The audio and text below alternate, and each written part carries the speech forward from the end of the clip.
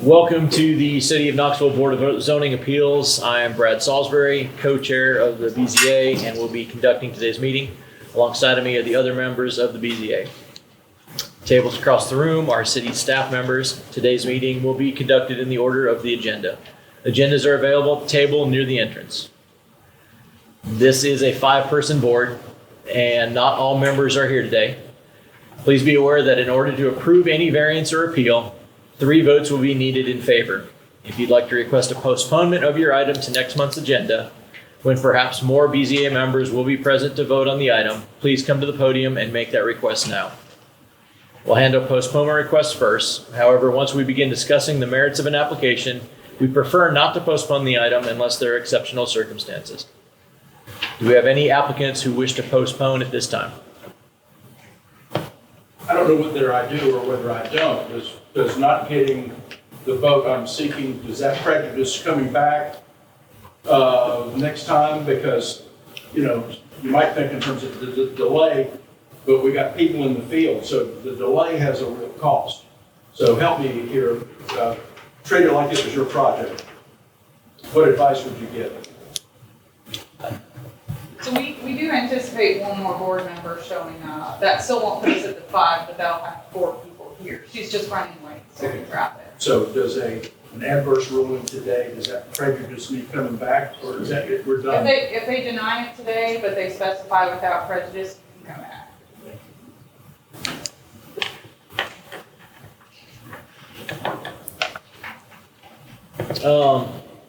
Pursuant to BZA's administrative rules, each matter on the agenda will be considered in the following order: staff comments, proponents, opponents, rebuttals, discussion among board members, motion, second, discussion among board members, and a vote. Members of the public may address the board, and the following rules apply. Each person may speak once for 5 minutes and shall not have more than 1 time to speak, except that the chair may allow 2 minutes to the applicant for rebuttal. When more than 1 person wants to speak to an issue, each side is limited to 3 speakers with 5 minutes each. The board may ask questions of any speaker and may allow more time or more speakers by vote. Speakers should limit their remarks to the facts of the case and should avoid repeating comments that have been previously presented to the board. All speakers should come to the podium and speak directly into the microphone. Speakers need to state their name and address for the record. Appeals of the decision by the BZA are made to the Knox City Council. Petition for such an appeal shall be filed with the Plans Review and Building Inspections Department not more than 15 days from the date of the BZA decision. Brad Salisbury. Here. Daniel Little. Here. Luis Guerrero. Here. And Kimberly Black. Ms. Black is running late.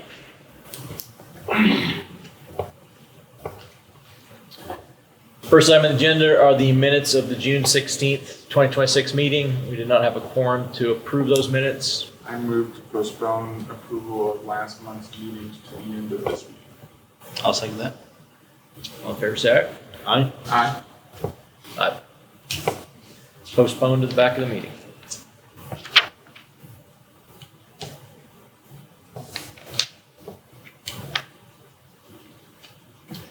Under old business, BZA 260035, applicant Derek Green, 4239 Holston Drive. The applicant has withdrawn the application. Is there? Just an announcement. All right. Based on the timing, it had to appear on the agenda based on the administrative rules. Yeah. Under new business, BZA 26037, applicant Adam Contop, 1902 Forest Avenue. This application has been withdrawn by the applicant.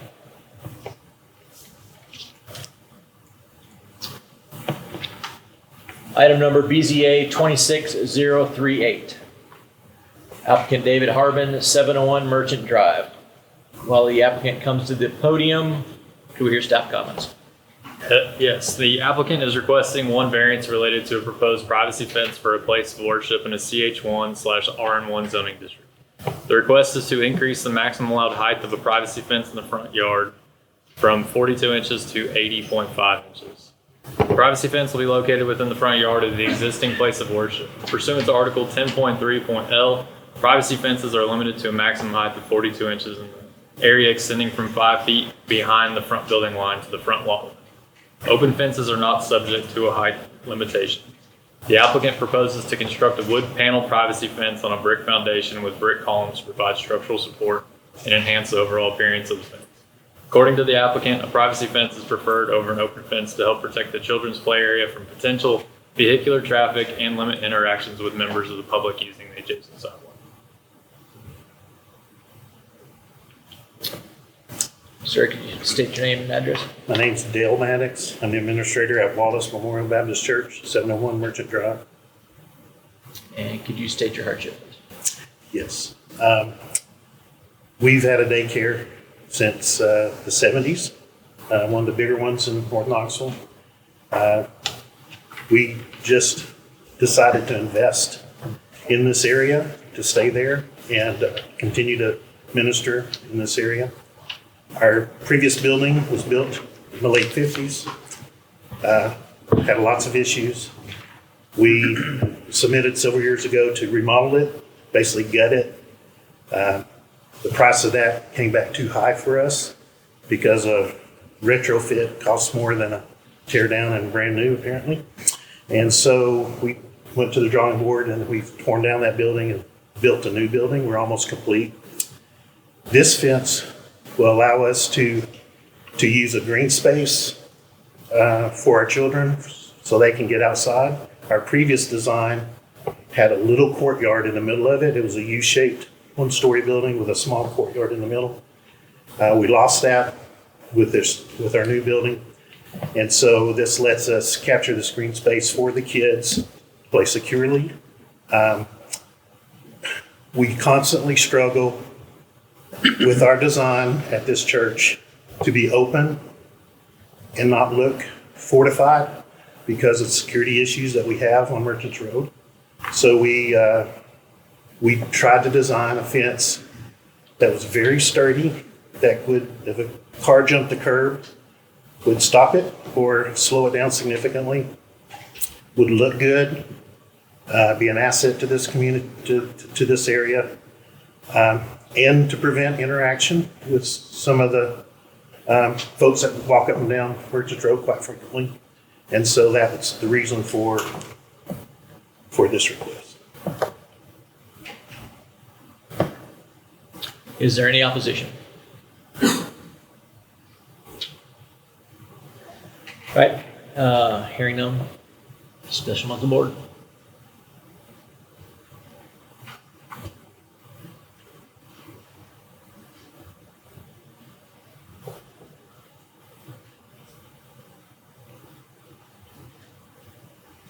This is at Wallace Memorial, right? Yes. Okay.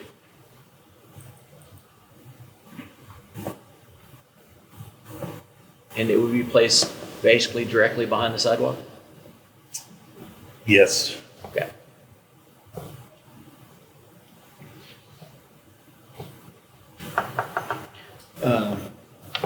Question for building codes. If I remember correctly, can they do up to the limit, which is it 42 inches, full fencing, and then do more pickets that are more open above that? Correct. Have you all considered doing that versus a solid all the way across? We did, but it was the feedback from the parents, potential interaction with people going up and down the sidewalk that we went this route. Tell us about the desire or the need to put the playground here. Where is it currently? Is there one currently? We had a small courtyard in the center of our old building. Okay, I got you. We do have a playground in the back of our property that's fenced in, mulched, and covered. It's quite a distance away from the preschool area. And this would be a preschool only playground. The other playground is designed for all ages.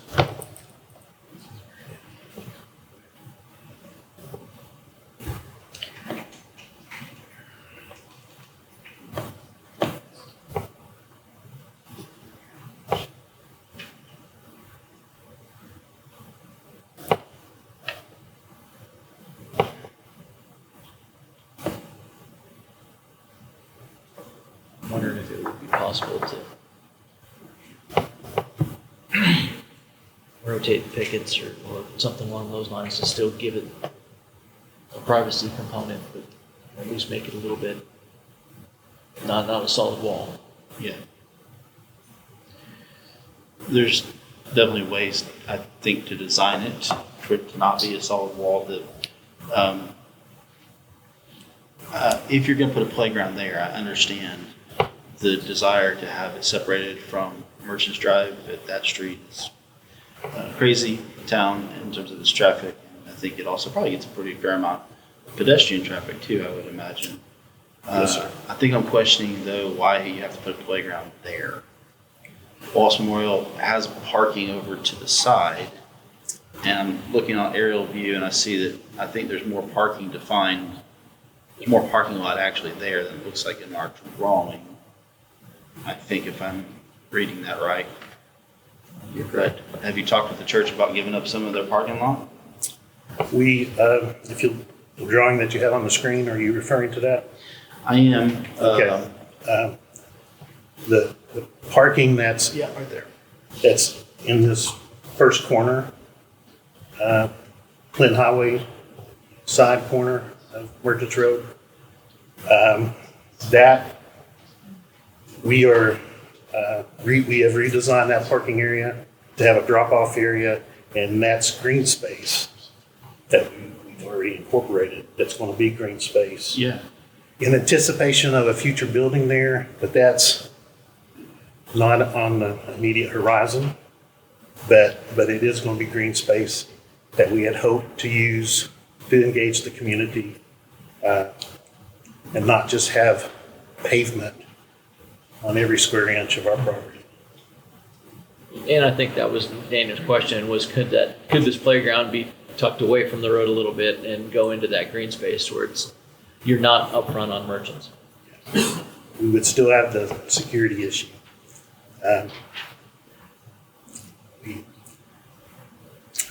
We have people all over our property all the time, which we feel that we're supposed to be there, and we want to be there to minister to this community. But we're trying to balance the safety of the kids and the calming of the parents, that sort of thing.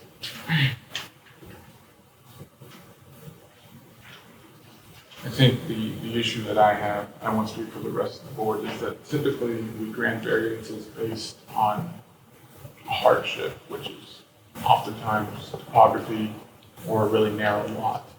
And that doesn't exist here, although I sympathize with your need for security.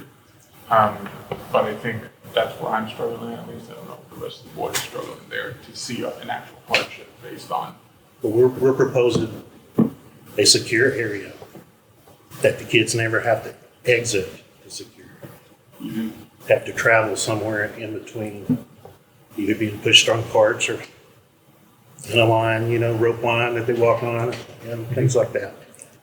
This allows us to stay within a secure area and utilize some green space that has just gone unutilized by our church because of Merchants Road. So I guess your point is that even if we put it over in the green space, we're still going to need, it's going to be a priority to have the security and the privacy fence there. Yes. No And matter. to try to deter people from getting in there overnight. Yeah. So the question is whether or not Merchants Drive is enough of a hardship. Yeah, I guess that is the question. Because they're not going to move the building. No. Right. It's pre-existing, and you've got drive aisles and just natural traffic to serve the property. Think about so. But you could build a solid fence up to 42 inches, and then I think Brad was saying, Right. do the rest Yes. on, which I think would alleviate at least people hopping the fence, right? I understand 3.5 feet at 42 inches is not Yeah, that, nothing, but we can't stay within code to accomplish our objective. the issue with building from 42 to 80.5 with non-solid fence is that people might talk to the children. Is that? Yes. I don't have kids, but I can understand. I don't have kids either. I don't like people on my property or people talking to me. We tried to design this to be classy and And it is. Yeah. And it is. It's really trying to figure out if there's a hardship that allows us to approve it. And I think that's where we're all struggling. okay. I mean, I think historically we have approved some things based on safety before. I can remember a couple of things over the years.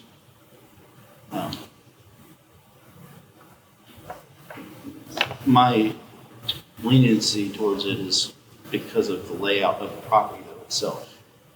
And I'm not certain how I would do it differently, except just to not do it at all. Maybe. Yeah.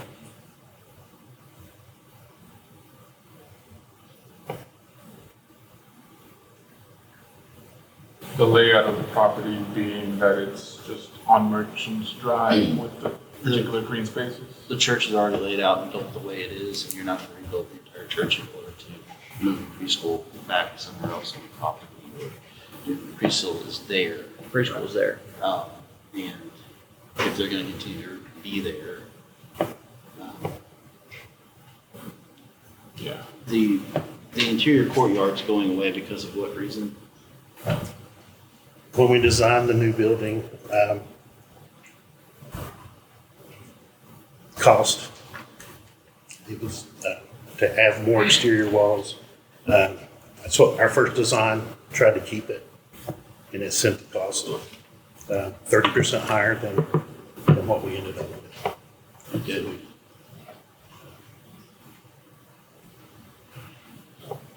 And it gives us some room to expand to accommodate more children. Yeah.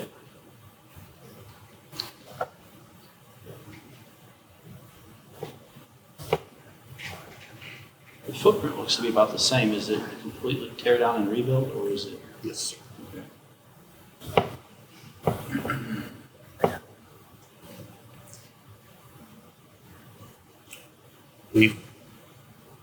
I understand your concern, and I just would appeal to you.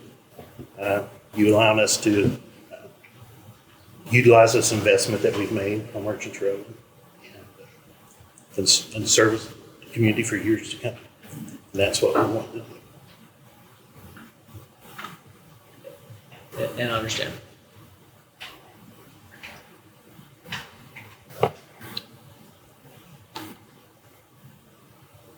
So is that your sign there on the corner right in front of the fence? That's the old sign that Okay. we've never torn down because we're trying to figure out how to get another sign. And we've not crossed. Sorry I asked. We've not crossed that bridge because we're building a new building. And so we're going to address that. That will be torn down.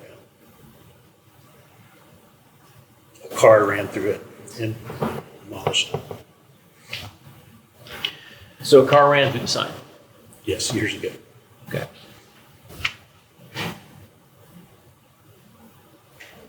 I think in my mind, there's a hardship with safety concerns in Merchant Road in that Yeah. vehicles have already ran over the top of pieces of their property. And this is a safety concern Yeah. for them and members of the community. They can, I think my other way of looking at it is they can build that fence. And it could be non-transparent, all the way up, or you could have partial transparency Yes. on half of it. But that really does, from my standpoint, kind of take out some of the question about how to build the property. They could build a fence. Yes. So it really does boil down to how you feel about people walking on Merchants Drive and cars driving too fast, those types of issues. That solid road wall is what it is. Right, exactly. So it's going to protect everybody. So I'm going to make a motion to approve BZA 260038 on the basis of safety for the kids. Can I ask one more question? Of course. When was this car incident? It was several years ago. We were advised not to tear down the structure until we get it. Do you have a more exact figure than several years ago? I'm sorry. More than 10, less than 10? It's probably right about that. Have you had any car-related incidents? Yes. Yes. We have track marks on that grass all the time. We come back and see it. Who's that? Mr. Second. I will second your motion. We have a motion and a second. Any further discussion? That said, all in favor say aye. Aye. Aye. Opposed? Thank you very much. Yep.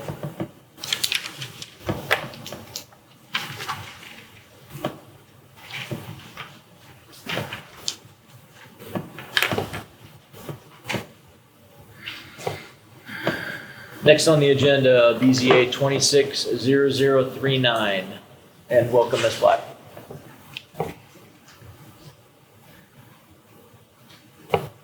Eric Forstall, no, pardon me, Will Apuda, pardon me.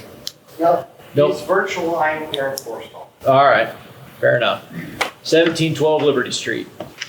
Staff comments, please. Yes. The applicant is requesting one variance related to proposed multi-tenant development in an IMU zoning district. The request is to increase the required front setback in an IMU zoning district from a build-to zone of 75 feet to 195 feet. The subject property was reconfigured and replatted by the current property owner to accommodate the proposed driveway connection serving the adjacent property at 3231 Millbrook Pike. Prior to the replat, the subject property consisted of a single-family dwelling fronting on Liberty Street and was zoned RN1. The property was subsequently combined with a larger parcel to the rear and rezoned to IMU to allow the proposed driveway connection to comply with the zoning requirements associated with the existing industrial uses at 3231 Middlebrook Pike. The proposed driveway connection to Liberty Street was never constructed, and the property has remained vacant since a demolition permit was issued in 2020 for the removal of a single-family dwelling. The applicant is in the process of purchasing the property from the current owner and proposes to develop the site with two buildings. The front building will comply with the required build-to zone setback, while the rear building is proposed to be located approximately 195 feet from the front lot line. The applicant should address whether a rezoning has been discussed with Knoxville, Knox County Planning, and whether alternative site layouts were considered that would allow development of the property without the need for a variance. Please state your name and address for the record. Eric Forstall, 118 Asbury Way, Maryville, Tennessee. And Mr. Forstall, please explain your hardship. So when we were looking at the topography of the property, as you can see in the white zone on the drawing on the screen, it slopes very steeply right on the back of that building going towards the neighboring property. The slope is pretty steep, which gives us the white being the building we're proposing in the back. It pretty much gives us the only real viable location for the second building for this warehouse with what is being proposed.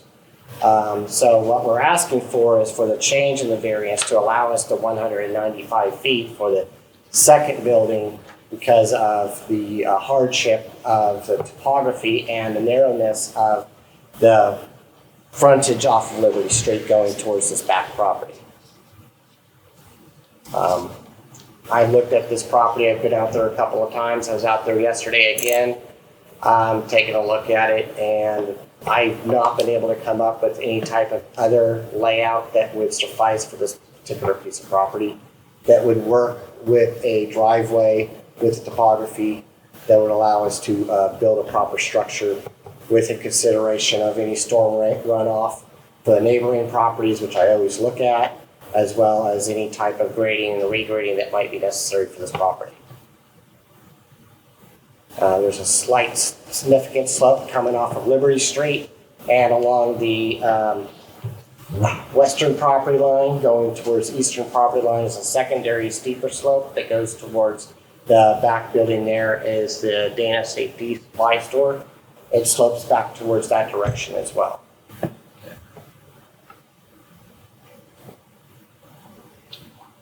Is there any opposition? Do you have anything else you want to add before we begin discussing? Yeah.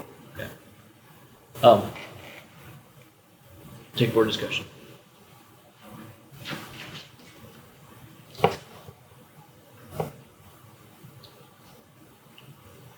So outside of Liberty Street, does this piece of property have any additional road frontage?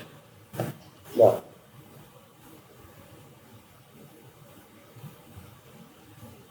And have you considered rezoning? Is there a zone that this wouldn't be required? Pardon me? Is there a zone that this would not be required from a build to zone? And still meet the needs of what they want to do? That's for them to explore.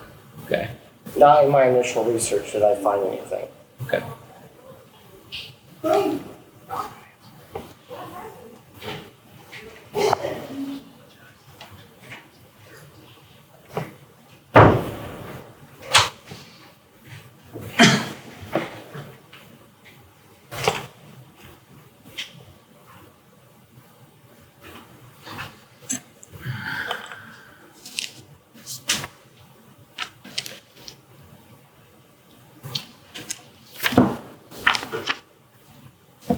Any questions?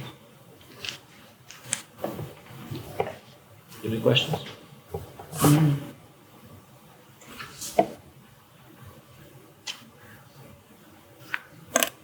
There is some weird topography, but I'm not certain I understand it well enough to have it. I'm sorry, I can't hear you. Oh, it's okay, I was talking to. Oh, to Tim, sorry. But, no, you're fine. I wasn't clear to who I was directing the comment to, so that's all.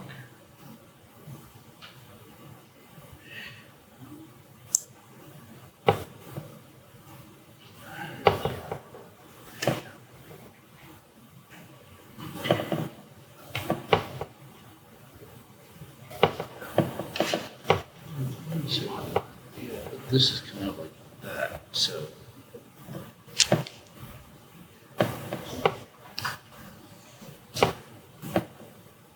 So this is that. That's that. Right here, yeah, that slope is right there.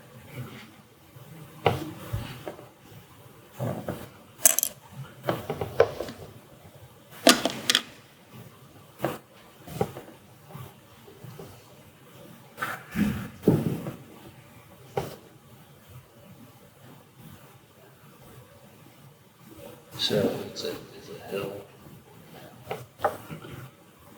Actually, that's not true. It's going down that way. And they're fully going down. 60. There's a little bit of a hole there. And it's still at 950, which is not, so it's fairly flat here.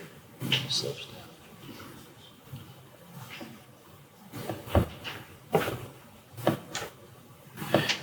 Can you explain your reasons on topography again real quick? So if we were to try to reconfigure the building along the western property line, the slope on that side of the property is so steep, you would not be able to access the building. It's too steep for an automobile to go in there, it would bottom out.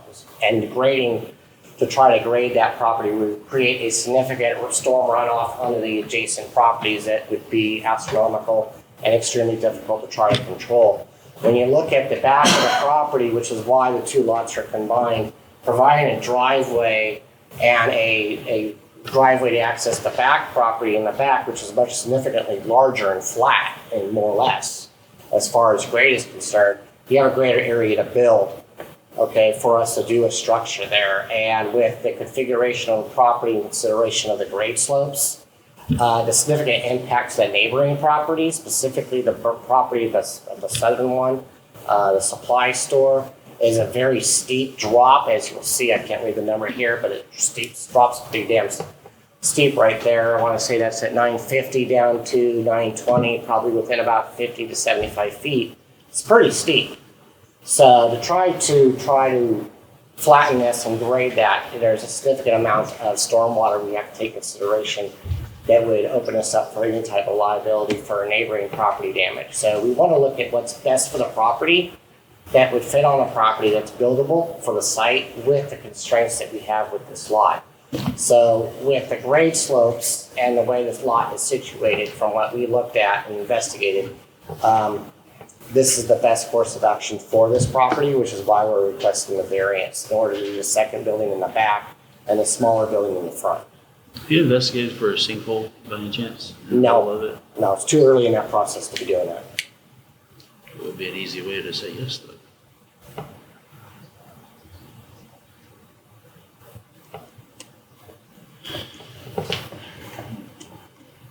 I'm not a civil. I'm not a civil engineer. Neither am I. If only we knew one. If only we knew one. So you purchased the front lot as well? So there's the flag that comes up. Did you also?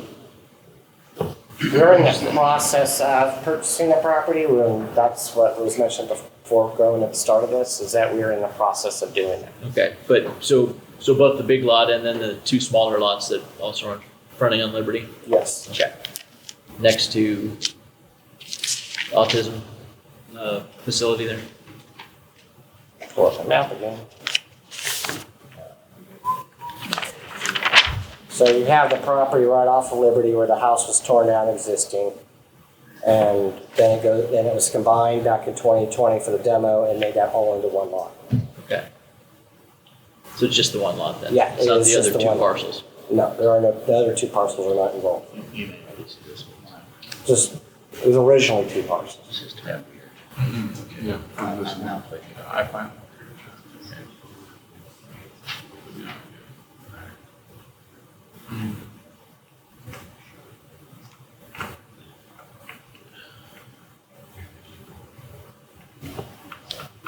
The most significant problem is in order to do the project the way we want to do is we can meet the first 25-foot setback off of Liberty, but we can't. We need this variance for the second building because of the 195. We meet the requirements for the first building. It's the second building that we can't. In order to do that, we need to have the variance. I think there's probably a few other challenges that you've got as well. Oh, there's challenges on every job. On the surface, this That makes my job really interesting, okay?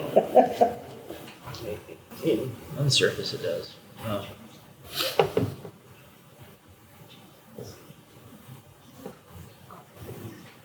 I guess where I'm mildly hung up is the 20-foot difference in elevation between there and there.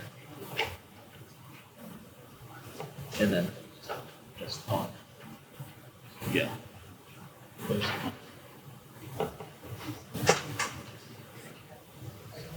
Which, Is what that direction is going of that course, way. yeah. How do Yeah. Well, doesn't that mean their pond ends up right there? Is that right in the middle of the drive? The only spot it could be is right there. That's what I'm thinking. Yeah. They just got the label wrong. No, but they don't own that property. Oh, that's a problem. That's your property line. Yeah. Yeah, I missed that part.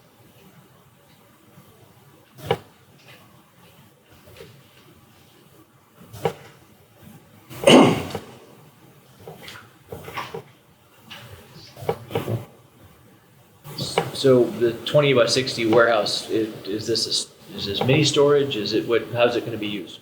It's gonna be, it's not gonna be mini storage, it's gonna be just commercial use. Commercial use. Yeah. Tractor trailers? Tractor trailers? Large trucks? No. No? Okay.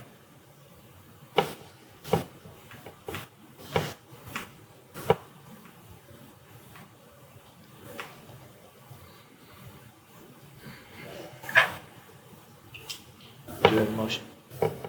I'll make a motion to approve BZA -26-0039 based on the hardship of topography. That's my motion. Second? Second by Ms. Black. All in favor? Aye. Aye. Aye. Opposed? There you go. Thank you very much. You all have a wonderful day. Thank you, you too.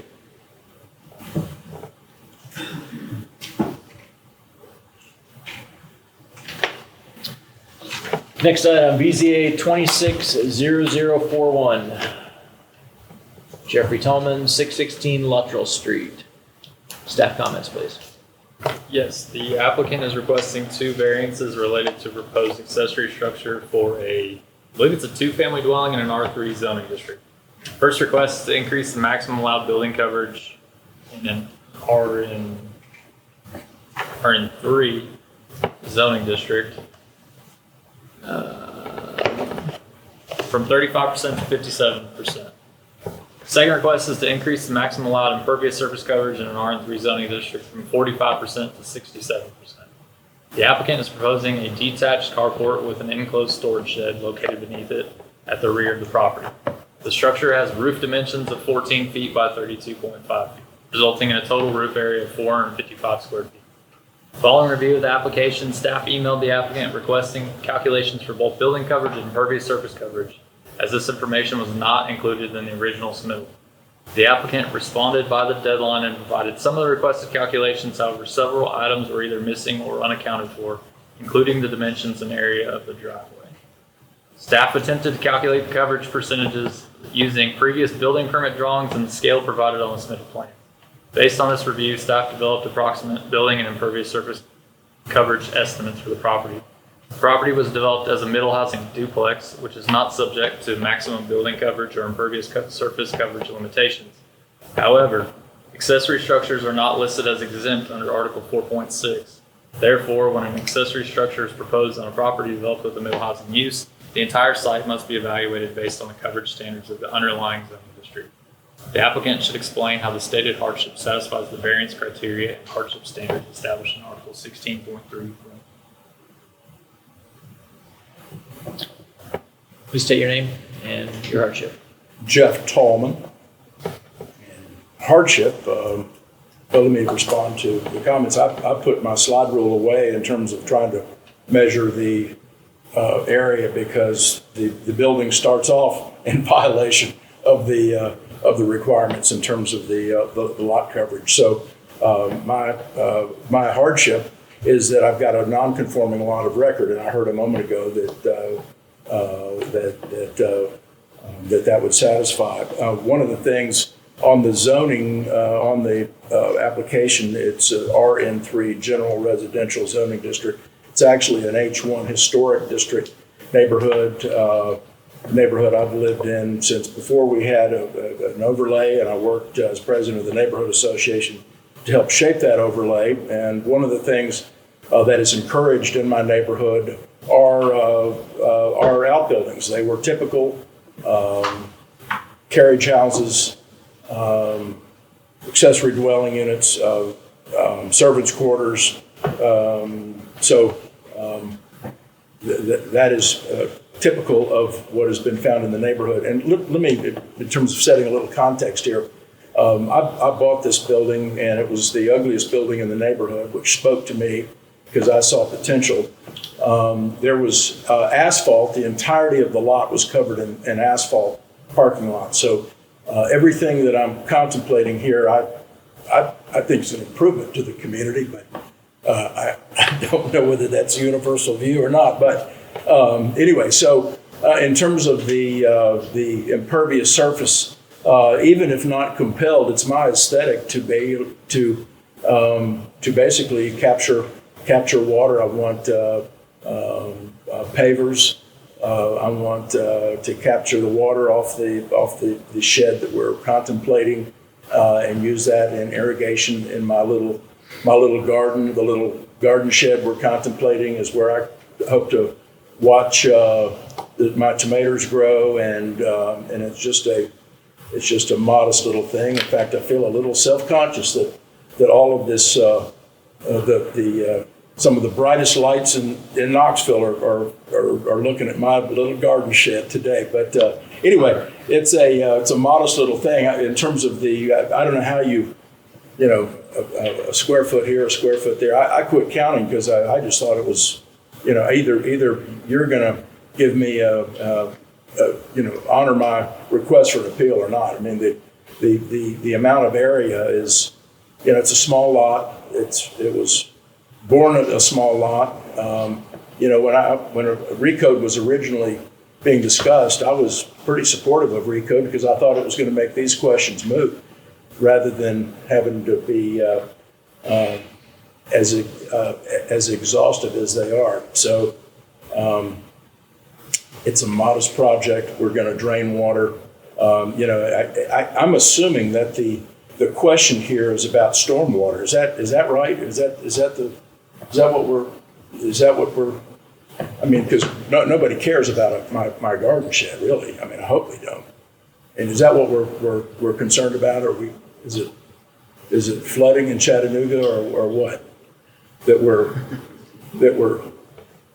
because the reality is that we can get in the car, and I'm an alley cat guy, so I can show you properties up and down the street in this neighborhood where you can see garages that are between the garage and the house occupy big percentage. I don't count, but it's a big percentage. It's a whole lot more than half of the lot. We've got new construction. I like it. Corner 4th and Gill, and everything back there is paved, and so all of that water is running off in a way that's far less thoughtful than what I'm contemplating. Again, I'm trying to understand the foundational question for why we're imposing this burden on citizens. And I might say this is a burden. This is $500 ticket for me to come talk to you guys today. So if you don't mind, if I hear discussions in Knoxville about affordable housing and I don't take it too seriously, I hope you'll know why. Because I appreciate staff, I appreciate board members, but hopefully there'll be some light out of this that corresponds with the heat.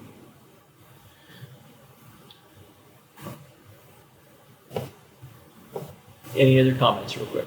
There's a bunch more, but That pertain to what we're talking about? well, I hope I've made it clear that I'm spending stupid money on this project. In fact, if people knew, I'd lose custody of my children in terms of what I'm investing in this property. I'm doing it right, and what I'm doing regarding water on the property, like I say, to repeat, I'm doing it because it's my aesthetic standard, not because I'd be compelled to. Do we have any opposition? Hearing none, open it up to board discussion.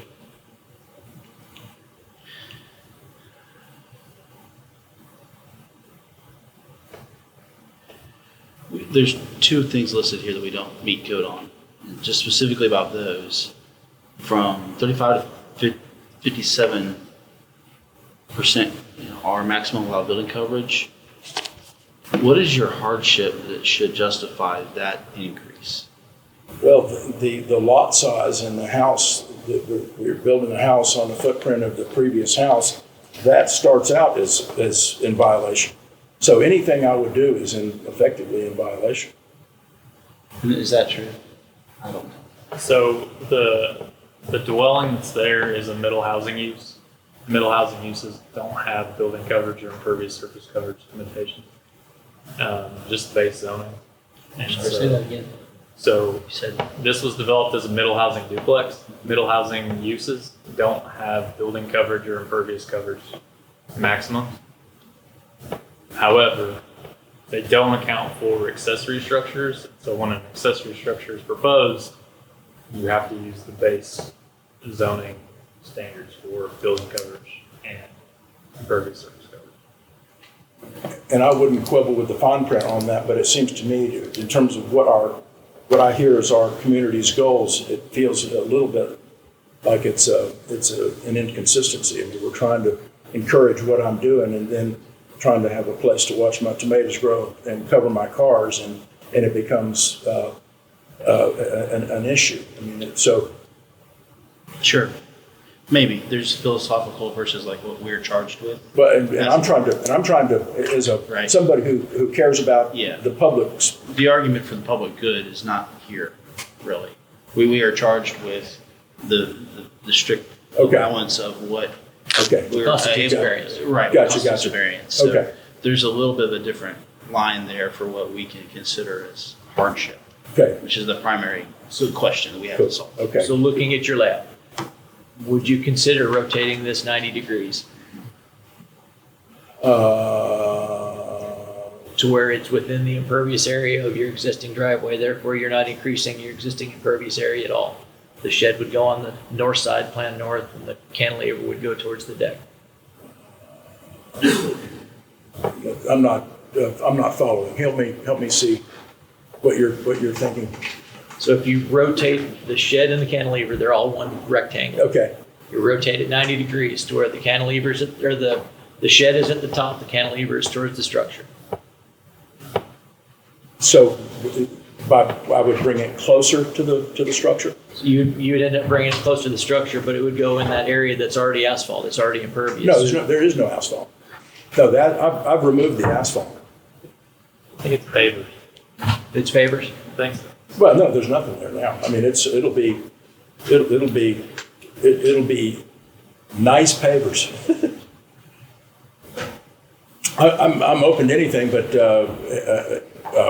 That was my misunderstanding on your drawing. no, yeah. So Well, it used to be asphalt though. yeah, and that was part of the. That's part of the. Yeah. So when was it asphalt? Well, I bought the property in 2016, so. Was it asphalt when you purchased it? Oh yeah. I mean, it was hideous.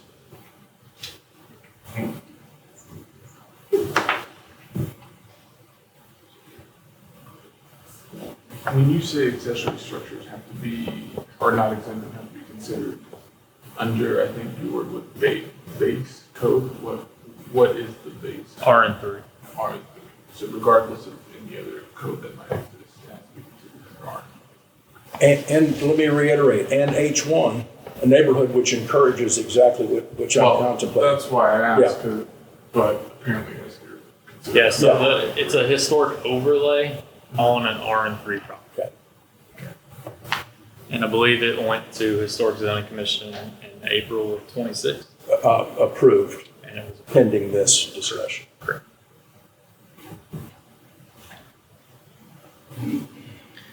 He had worse condition on his impervious coverage, didn't he? You did.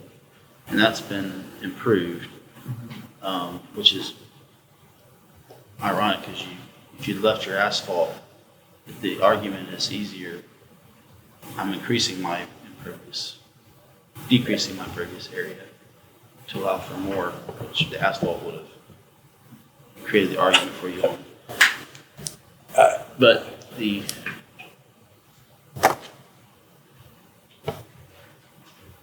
building coverage.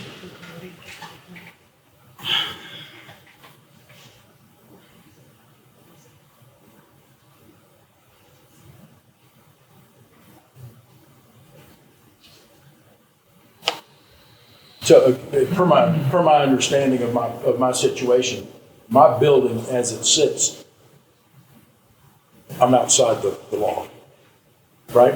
I mean, I'm outside these questions. If it was a duplex under base zoning standards, yes. Okay. However, middle housing does not have those covered. But it's not a non-conforming legally protected structure. Correct. But it's a new structure. Compliant with the middle houses.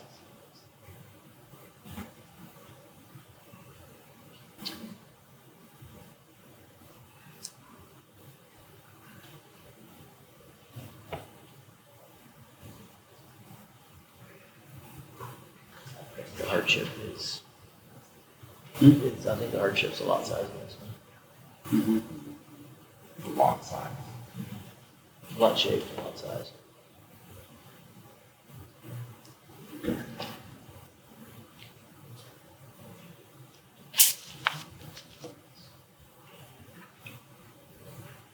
I'm interpreting this correctly, that middle housing kind of works to his disadvantage. It does completely. Which I kind of feel like is unfair for him. That's unfortunately not do a lot with it. Right. But I do think with, Well, but I think for me, that's a Yeah. hardship because he's meeting the spirit and intent of middle housing. I would agree with completely. And if you can't undo the spirit and intent with using the rules against him. I know. So No disagree. Okay. What do you think? You're gonna make a motion? It's all you. I move that we vote to approve BZA 260041 based on hardship lots, shape, and size. Second that. And seconded. All in favor, say aye. Aye. Aye. Opposed? Thank you for your work. Thank you.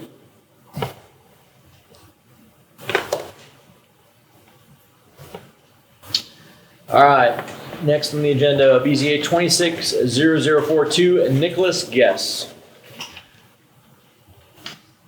590 Jonathan Avenue. Staff comments, please.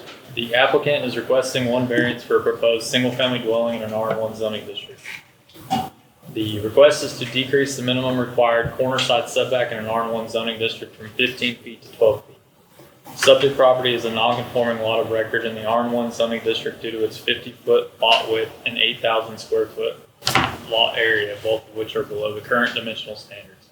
The property owner also owns the adjacent parcels at 566, 574, and 582 Jonathan Avenue. However, because these are separate lots of record, they are not required to be combined to comply with the current zoning district dimensional standards. According to the submitted plans, the proposed dwelling will be approximately 30 feet in width. Incline Street, which abuts the subject property to the east, was originally intended to connect Jonathan Avenue and Sherrod Road. However, the southern half of the right-of-way was closed in 1984. Because Incline Street remains an open public right-of-way, subject property continues to be classified and interpreted as a corner lot.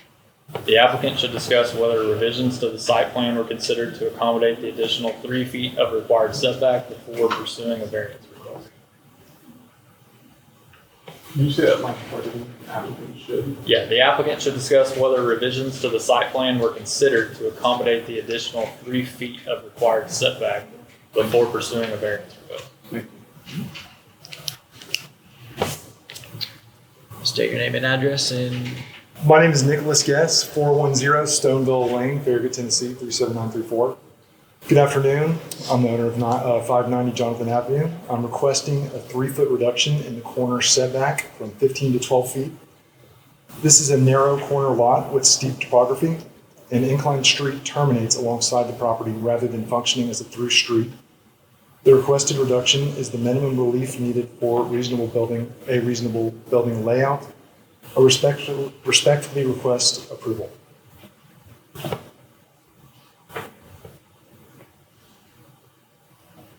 is there any opposition? Hearing none, we'll open it up to board discussion. So there used to be a house there and there's not one anymore? Correct.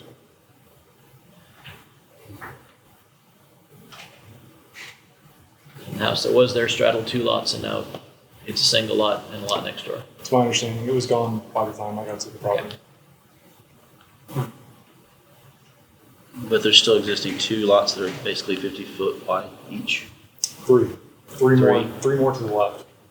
So 590, 582, and 574. Yes. So You own all 3 of those? I do. I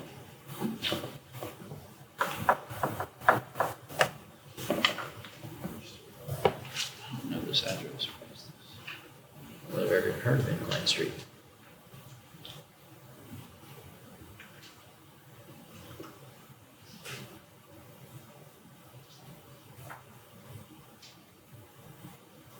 Any revisions you've considered to meet the 15 feet setback? The only thing that I could do, the site plan, I've adjusted it the best that I possibly could to get the grade where it needs to go. If you look at the darkened outlined topography lines, that's where we are moving the grade. And then the lighter grays, the pre-existing. And so we have flattened that and brought it down as much as possible. The only thing we could do is just reduce the building width, and that would not really conform with the rest of the property surrounding it, especially not the 3 to the left. I know that those will all be 30 foot wide. The narrow lot, it's a challenge to get a good looking house on there. The skinnier that you make it, the less it conforms with the surrounding properties. And the more expensive, every foot of width that you add onto that, the more expensive it gets to build into that hill. So that creates a hardship as well. It's more digging, more concrete, more engineering.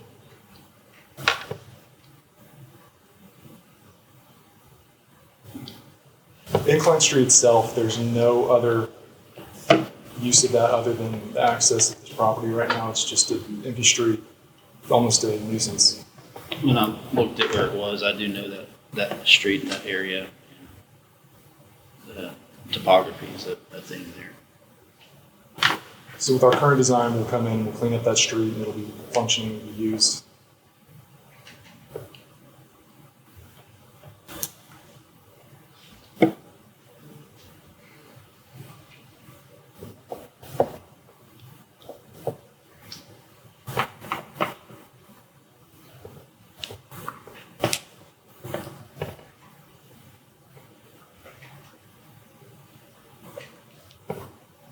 Have you looked at taking it from a 30-foot wide to 27? Yes, that's what I'm discussing. Is in every foot that we shrink in order to meet our goals as far as what we would like to do with the property, we'd have to extend that foundation back into that hill, and that's where the topography comes into play.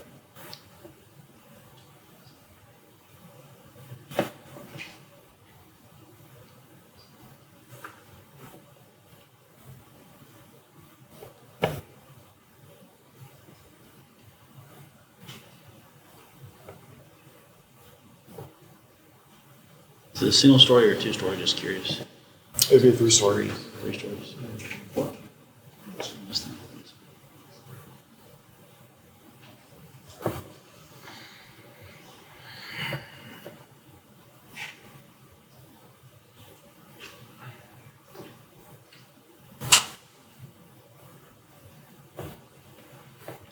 You just plan on street parking? Excuse me? How's your parking? Parking there is it is. in the garage, so you pull down, pull through the incline and then into the garage. Yeah. Gotcha.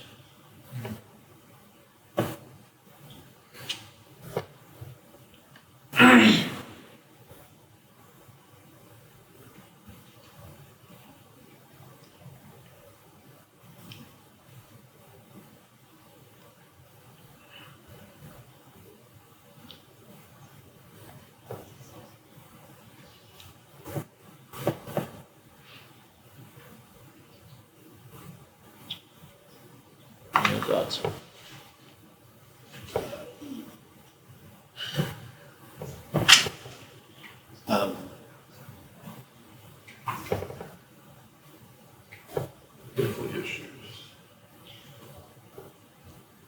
You plan to do the same thing on the other 2 lots adjoining?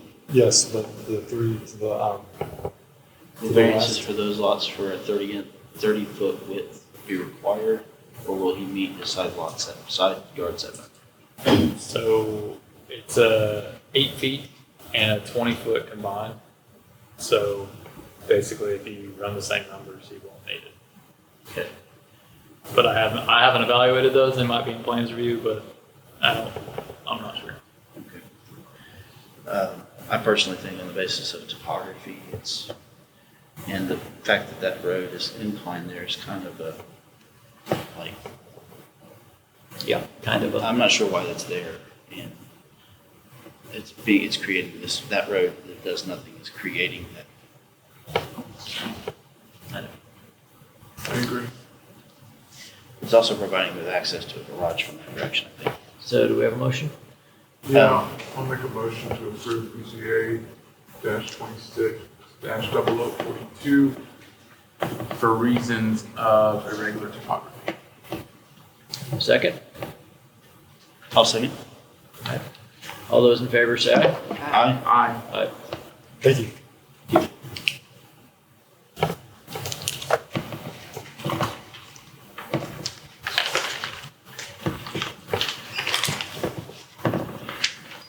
Next item, BZA 26043, Noel Lewis, 7020 Yorkshire Drive. Staff report, please. The applicant is requesting one variance for a proposed addition to a single-family dwelling in an R1 zoning district. The request is to decrease the minimum required rear setback in an R1 zoning district from 25 feet to 20 feet. The lot is a pointed lot and therefore follows Article 2.4.L, in which the rear lot line is a 10-foot line wholly within the lot from where the setback must be taken from. The applicant should discuss if any alternative designs were explored that would not require a variance. Please state your name, address, and explain your hardship. Thank you. My name is Noelle Lewis. I live at 7020 Yorkshire Drive in Knoxville. I've lived in this house in West Hills since 2009. I love my West Hills neighborhood and home.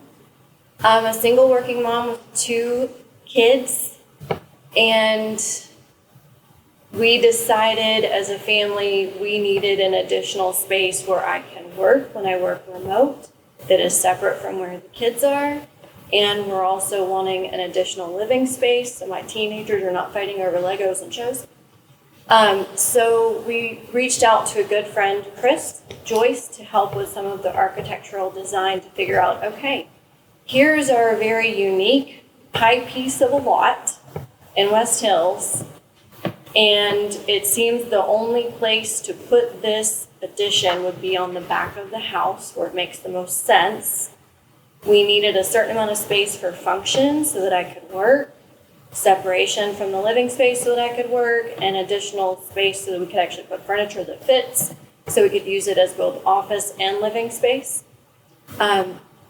So the hardship is in the unique shape of the lot and where the house has been on the lot for the past 70 years that creates this particular situation. So I'm gonna let Chris be here with me to answer any of the particulars about the design, but I appreciate your time today.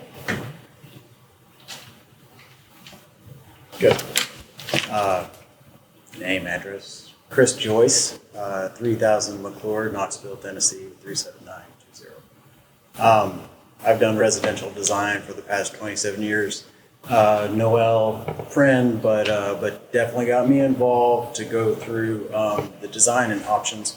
We went through five or six rounds of different ideas of how this addition could be accomplished. And the way that the house lays out, the bedrooms are on the one side, so it can't go on that side. The other side is a garage space, so doing a living space through there doesn't make sense on that little corner. And in good residential design sense, I want the house to have a nice appearance from the front, and essentially look like this addition wasn't ever done. So it looks like the house was built this way. It's a modest addition. We went through the different sizes of how big, what's your budget, and so this is already a sensible footprint. I have not dealt with the corner lot and the way that setback is calculated. So learning where that 25 foot was, that's where we're asking for an additional 5 feet, so that we don't have to decrease that room to a size that is not functional. So it would make sense to actually build at that size. So we went through many rounds with this and have gone quite far down the investment of time and effort and a builder on board to take care to do the project. So quite invested at this point and looked at a lot of options.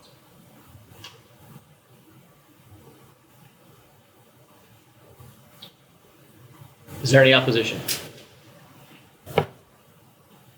Here none, we'll open it up to board discussion.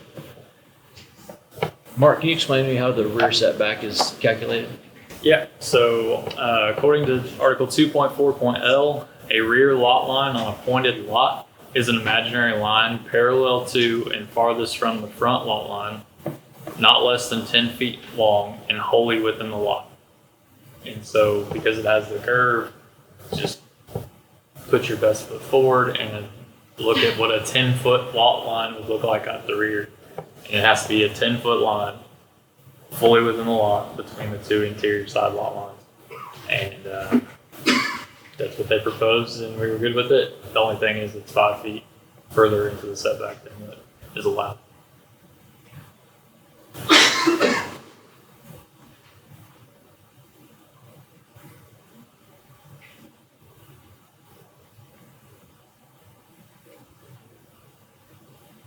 And you did consider alternate layouts? Yes. Any?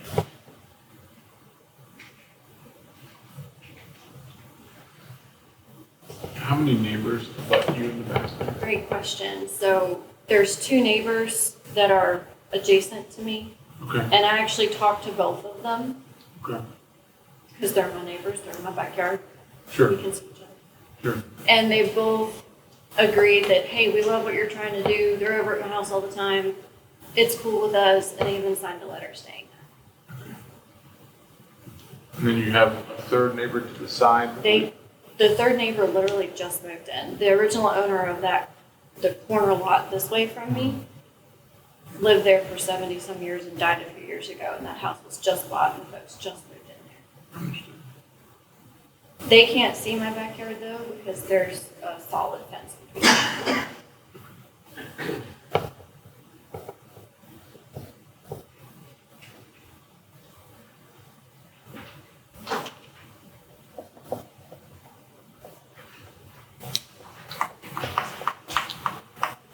Questions? Pre-existing structure, if you're gonna do an addition, that's a good one to do. Just one, what's the front setback? So this is R1, so it's plus or minus 10 feet of the average block face. Because it wasn't proposed in the front, I don't think we calculated it. I've got some boards right here. Looks like it's 48.4. So they could go up to 38.4 and as far back as 58.4. It's existing, so.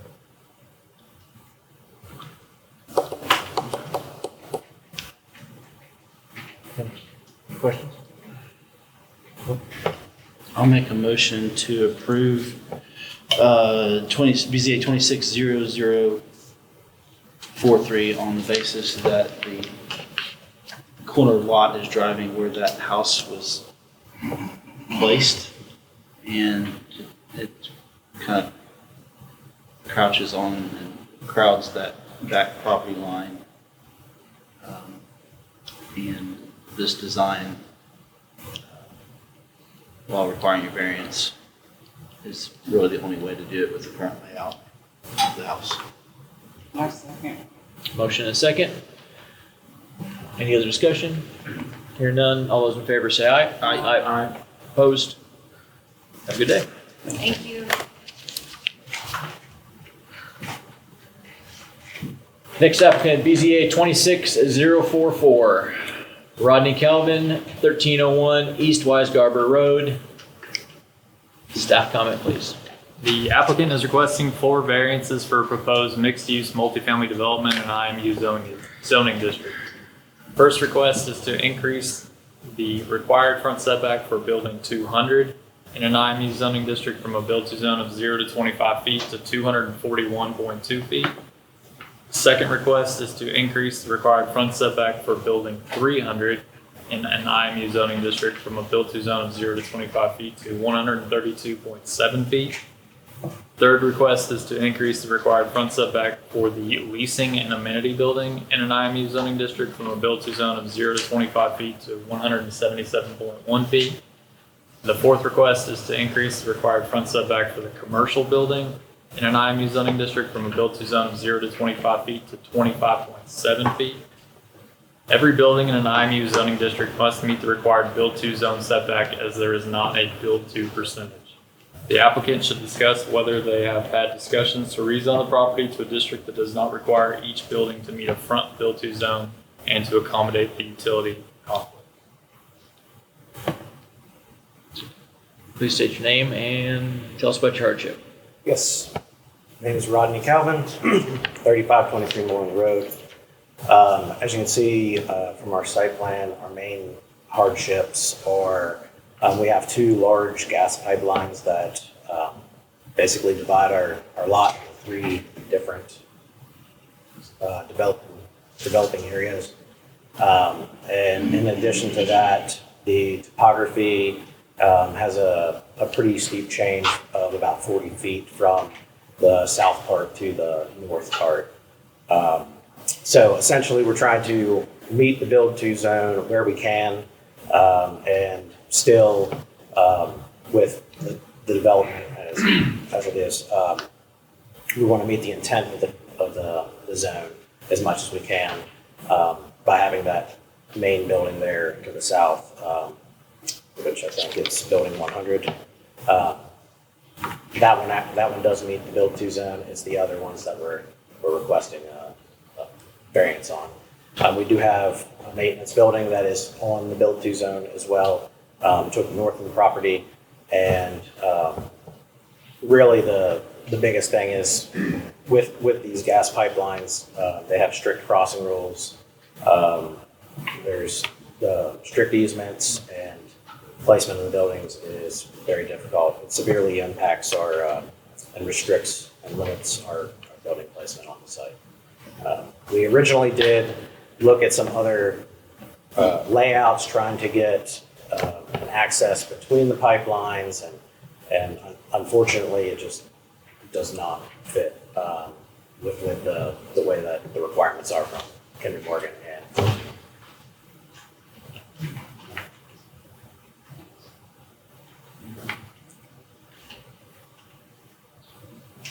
is there any opposition? Hearing none, we'll open up for board discussion. Did you look to rezone the property?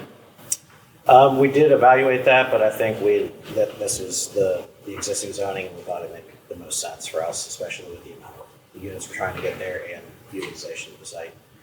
It is a large site. I think it's 8.4 acres, but with the multifamily component in this area, we thought it was very appropriate for the current zoning. Do you have an idea, or do you have a handout or something that kind of talks about the requirements for these pipelines? Currently, I do have an idea. I don't have the exact guidelines with us. Sure. We did have meetings with both pipeline companies in order to come up with this plan. Kinder Morgan is the one that crosses completely across horizontally, Right. east to west. We actually got them to allow us to be a little bit closer to their easement than what they actually wanted us to. Okay. So they have their easement, and they asked for an additional 5 feet on either side of their easement to stay away. We can't really cross over it with our buildings or get near plantings. Also can't be within their actual easement, which is why we're going to have to do an alternate landscape plan later on. And there's strict crossing rules of 90 degrees in some of these too. I don't know exactly with Colonial, it was basically the same, which is why we kind of snake up and around and cross over at 90 degrees on each side. Thank you. Yep. You're welcome.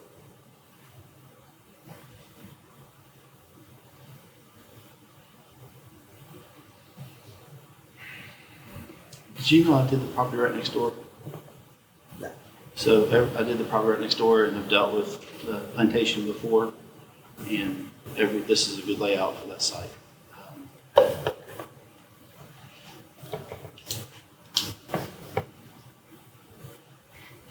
You do have a pipe at the bottom, which is going to make your bottom entrance difficult.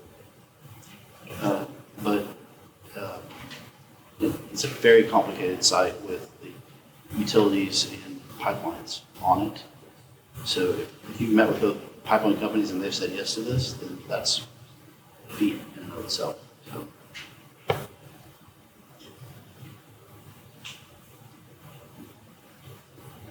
You pretty much maximize all the building area you could find on that site. So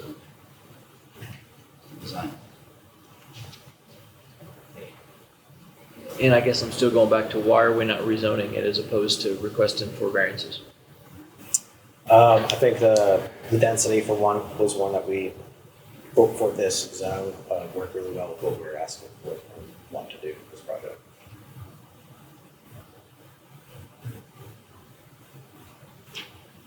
The topography is pretty difficult when also trying to grade from north to south. It's like 40 feet different. I don't know. Even if we did potentially rezone, I'm not sure that we would have known. What do they get by rezoning it that I missed there? I don't understand. Is there a way to rezone it without meeting any variances? to go to an RN5 or an RN6.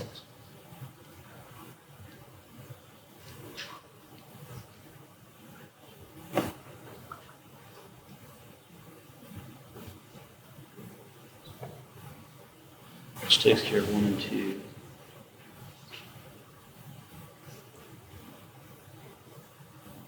What are the setbacks on an RN5 or an RN6?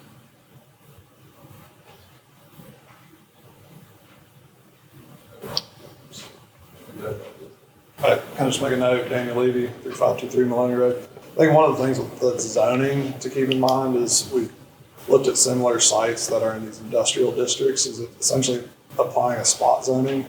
In our conversations with planning, they don't like breaking up these institutional industrial districts with an R zoning. So I think the spot, just the risk of the spot zoning kind of setting a precedent in these industrial districts is another reason to consider, that we want to seek the variances versus going through the rezoning process. Did you discuss it with planning? We have discussed similar projects like this. We didn't have, not on this particular project, but it was a similar condition. And so it was actually just on Mid Park, which is just literally like a rock toss from here. So.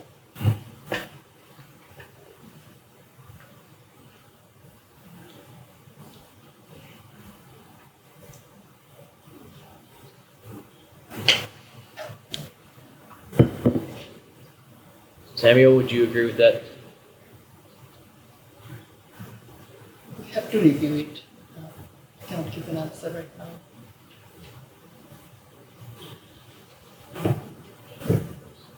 If there is any specific zone in question, I can maybe look at it now, but if I'm not sure about which zone would work, that would take some time to review and discuss.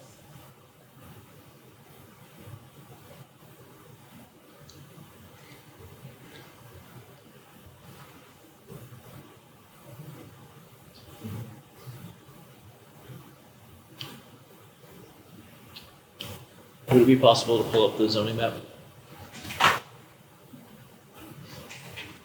It's a spot zone. Is it? No, that's why I want to pull it up. Yeah, for sure, pull it up, but I'm just saying. It would be spot. He's not, which I'm struggling with, frankly, because we're by default spot zoning this to give you the variances too. In the midst of an industrial area, I'm not in middle office district-ish area. Which I don't love.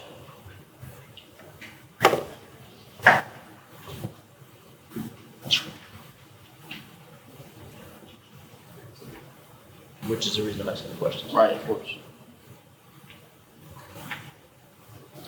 Like the IMU is a mixed use district, so this has mixed use components in the program and the scope. So like in that mixed use category, the uses are appropriate.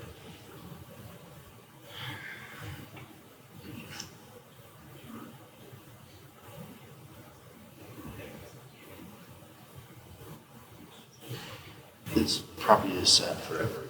I know.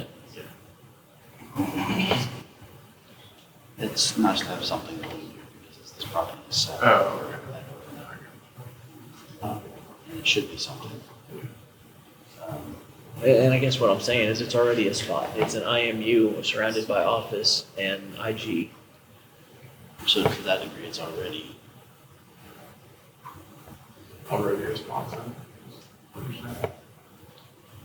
No, I see. I mean, I think the argument you're headed, well, you make your argument. No. Mixed use is allowing for residential in the industrial.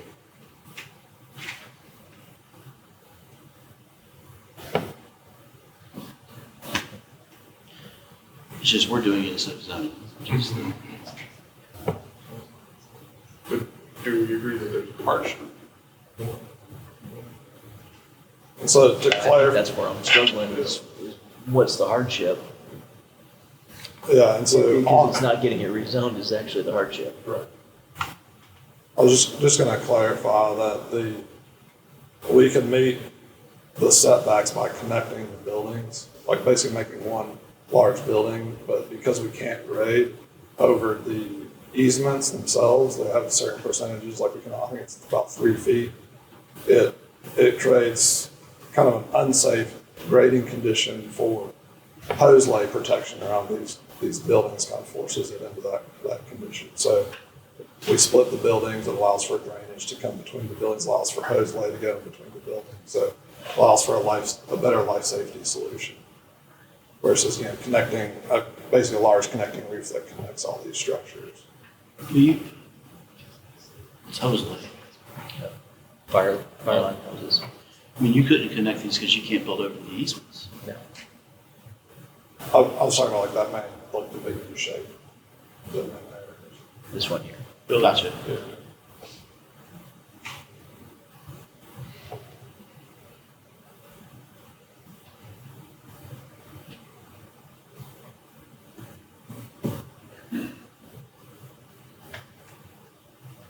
That's good.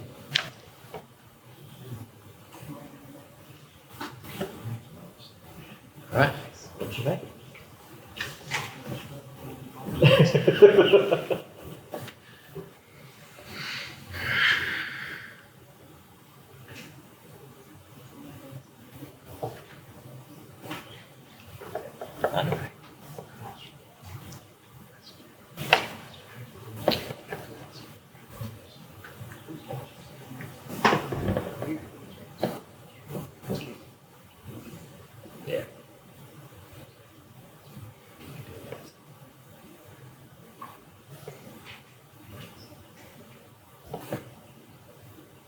Luis? Nothing other than I'm just struggling to see hardship. I'll make a motion, we deny BZA 260044 on lack of a hardship. I second that motion. Further discussion? The site has lots of hardships on it. Yeah. But these variances are all zoning related things. We're not zoning. That's the issue I have.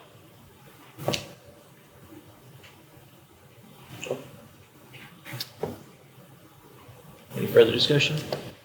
No further discussion. All in favor of a motion to deny BZA 260044? Aye. Aye. Opposed? I give the right to appeal to City Council.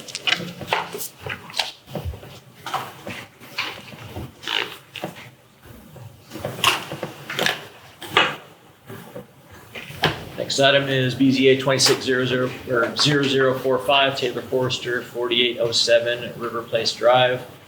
Staff comments, and I will be recusing myself from this one. The applicant is requesting one variance for a proposed addition to a single-family dwelling in an R1 zoning district. The request is to decrease the minimum required rear setback in an R1 zoning district from 25 feet to 10 feet. The subject property is part of a development served by a private road at the front of each parcel. The rear property line abuts Holston Hills Country Club. The existing dwelling has a non-conforming rear setback of approximately 17 feet. Based on the submitted site plan, the proposed addition would further encroach into the required setback, reducing it to approximately 10 feet, 10.5 inches. The applicant should discuss whether alternative building designs or configurations were considered that would allow the addition to be constructed without the need for a variance. The applicant should also address whether the requested variance represents the minimum adjustment necessary to alleviate the stated hardship while preserving the intent of the zoning ordinance. Sorry. Naaman, well, I have one question real quick. Do I need to do anything from a process standpoint to now leave the meeting? Because I don't have a vice chair status. I don't know if that matters or not to us. Not really. I don't think it matters. Okay. In absence of a chair and a vice chair. And the vice chair. Okay. Yeah. Name and You have address for the seniority, you can pull on it. Name and address for the record. Taylor Forrester, 11 North Shore Drive, Knoxville, Tennessee, 37919. Here on behalf of the property owners with this request, as staff noted, this request is to reduce the rear yard setback from the ordinance requirement of 25 feet to 10 feet. The proposed project is for the expansion of a living room on the primary floor of the residence into the rear yard area. The residence is 2 stories. The owners have expressed to me that they aging and increasingly unable to make meaningful use of the second floor. The existing main floor, as it currently is insufficient for their needs. They love their house and realize that in order to remain in it, they will be spending most of their time on the primary floor. As a result, they need more living area. The owners and their architect considered other places on the property for the expansion, but considering the combination of physical and situational constraints, this rear yard area was the only possible area for this expansion. The special circumstances and conditions that consist on the property is that the lot is bordered on its southerly front boundary by River Place Drive. As staff noted, that this is a private driveway. Although the lot contains area forward of the residence, the presence of this River Place Drive, its associated utility and access easements, and the topography with a 10-foot change in grade make expanding here impractical. Expanding into the side yard would impact the neighboring residents. There's residents on either side of them, so expanding there would encroach into that side yard and impact those neighbors. As I mentioned previously, the owner's use of the second floor is increasingly limited. The primary floor is insufficient. Because front expansion is not possible, expanding at the rear is the only feasible location for additional living space on the primary floor. And this also results, expanding here also results in the minimum adjustment necessary for variance. Without the variance, there is not any viable means of expanding habitable space on the primary floor, thereby depriving the owners reasonable use of their property in a manner proportionate to their needs and circumstances. The requested 10-foot setback is the minimum adjustment necessary. This will align with the existing deck that they have on the property. Moving this living area out will essentially move out to the, trying to think what not the fence of the deck, the end of the deck. Okay. The rails, yeah. A 10-foot setback preserves adequate light, air, and separation from the rear property line. The rear of the lot abuts the Holston Hills Country Club, specifically the golf course. It's actually hole number 6. This area is open, undeveloped land with no residential structures that would be affected by the reduced setback. In addition, there are several neighboring properties that also have constructed similarly situated additions. The proposed addition is architecturally consistent with the existing residence and will not alter the streetscape. An approval is in harmony with the purposes of the RN1 district, and it will not be injurious to the neighborhood or detrimental to the public welfare. The request satisfies the criteria in section 16.3, subsection F of the zoning ordinance, which are granting the variance is not contrary to public interest. This addition is a modest expansion and doesn't implicate any public safety, traffic, or utility concerns. It is consistent with the public interest in that it is allowing owners to age in place of their existing residents. Number 2, the lateral enforcement will result in a hardship. Strict application of the 25-foot setback combined with the impracticability of any front expansion eliminates any viable option for additional primary floor living space. 3, the spirit of the ordinance will be observed. Rear setbacks protect separation, light, and air. A 10-foot setback for this property achieves those objectives. And finally, substantial justice will be done. This request satisfies that as well. As I mentioned, it is a minimum adjustment and it serves the owners in allowing this expansion to remain in their house. For the foregoing reasons, we request that the board grant a variance reducing the minimum yard setback from 25 feet to 10 feet to permit the proposed living room expansion as depicted on the site plans. Property owners, my clients, they discussed with their neighbors, shown them the plans, and I do have letters of support from them I can share with the board. That'd be great. Thank you, sir.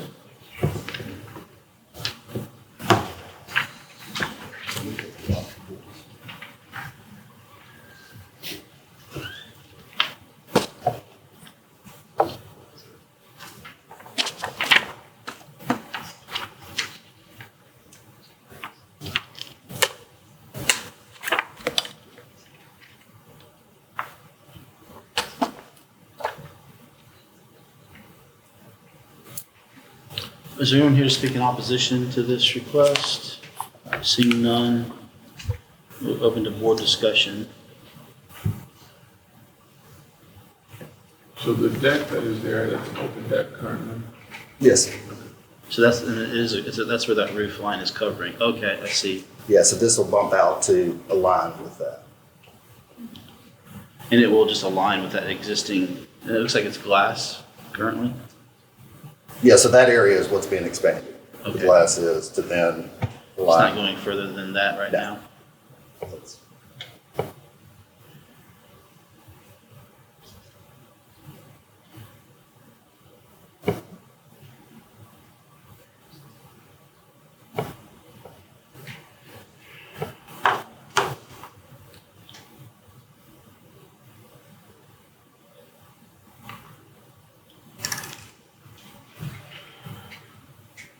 They do have some slope in the front, but this is addition.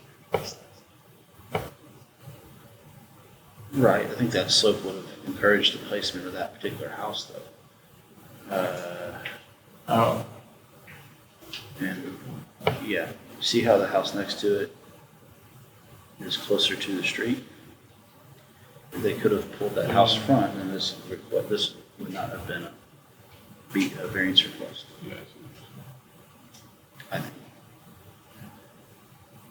Although, I was gonna look it up because I'm not familiar with this location.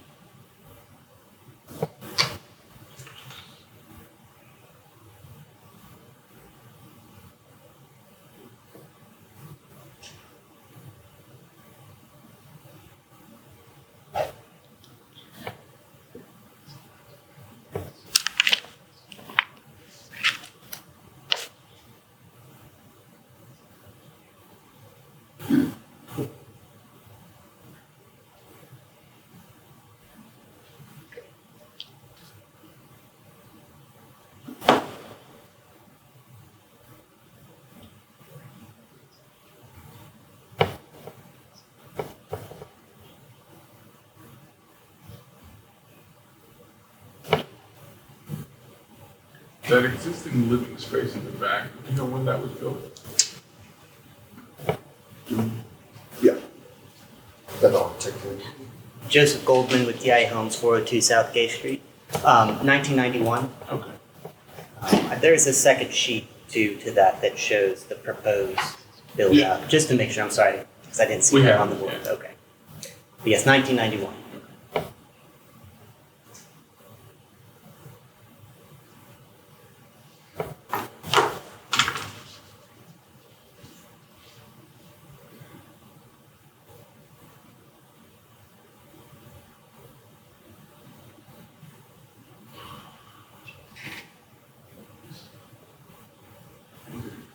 I'm fine with it. I think the placement of the home is driving this ultimately, and it's not increasing the roof line square footage at all.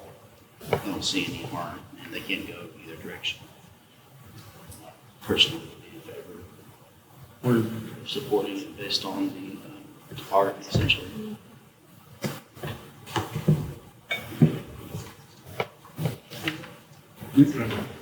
I'll make a motion.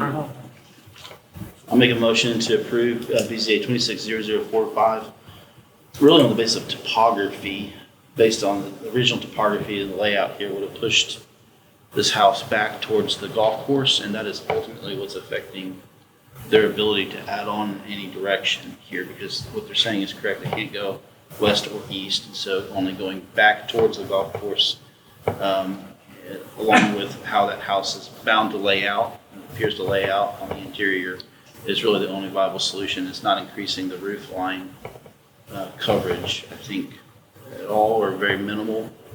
And so I would propose to approve. I will second that motion. Motion and second, all in favor? Aye. Aye. Motion carries. Appreciate it. Thank you.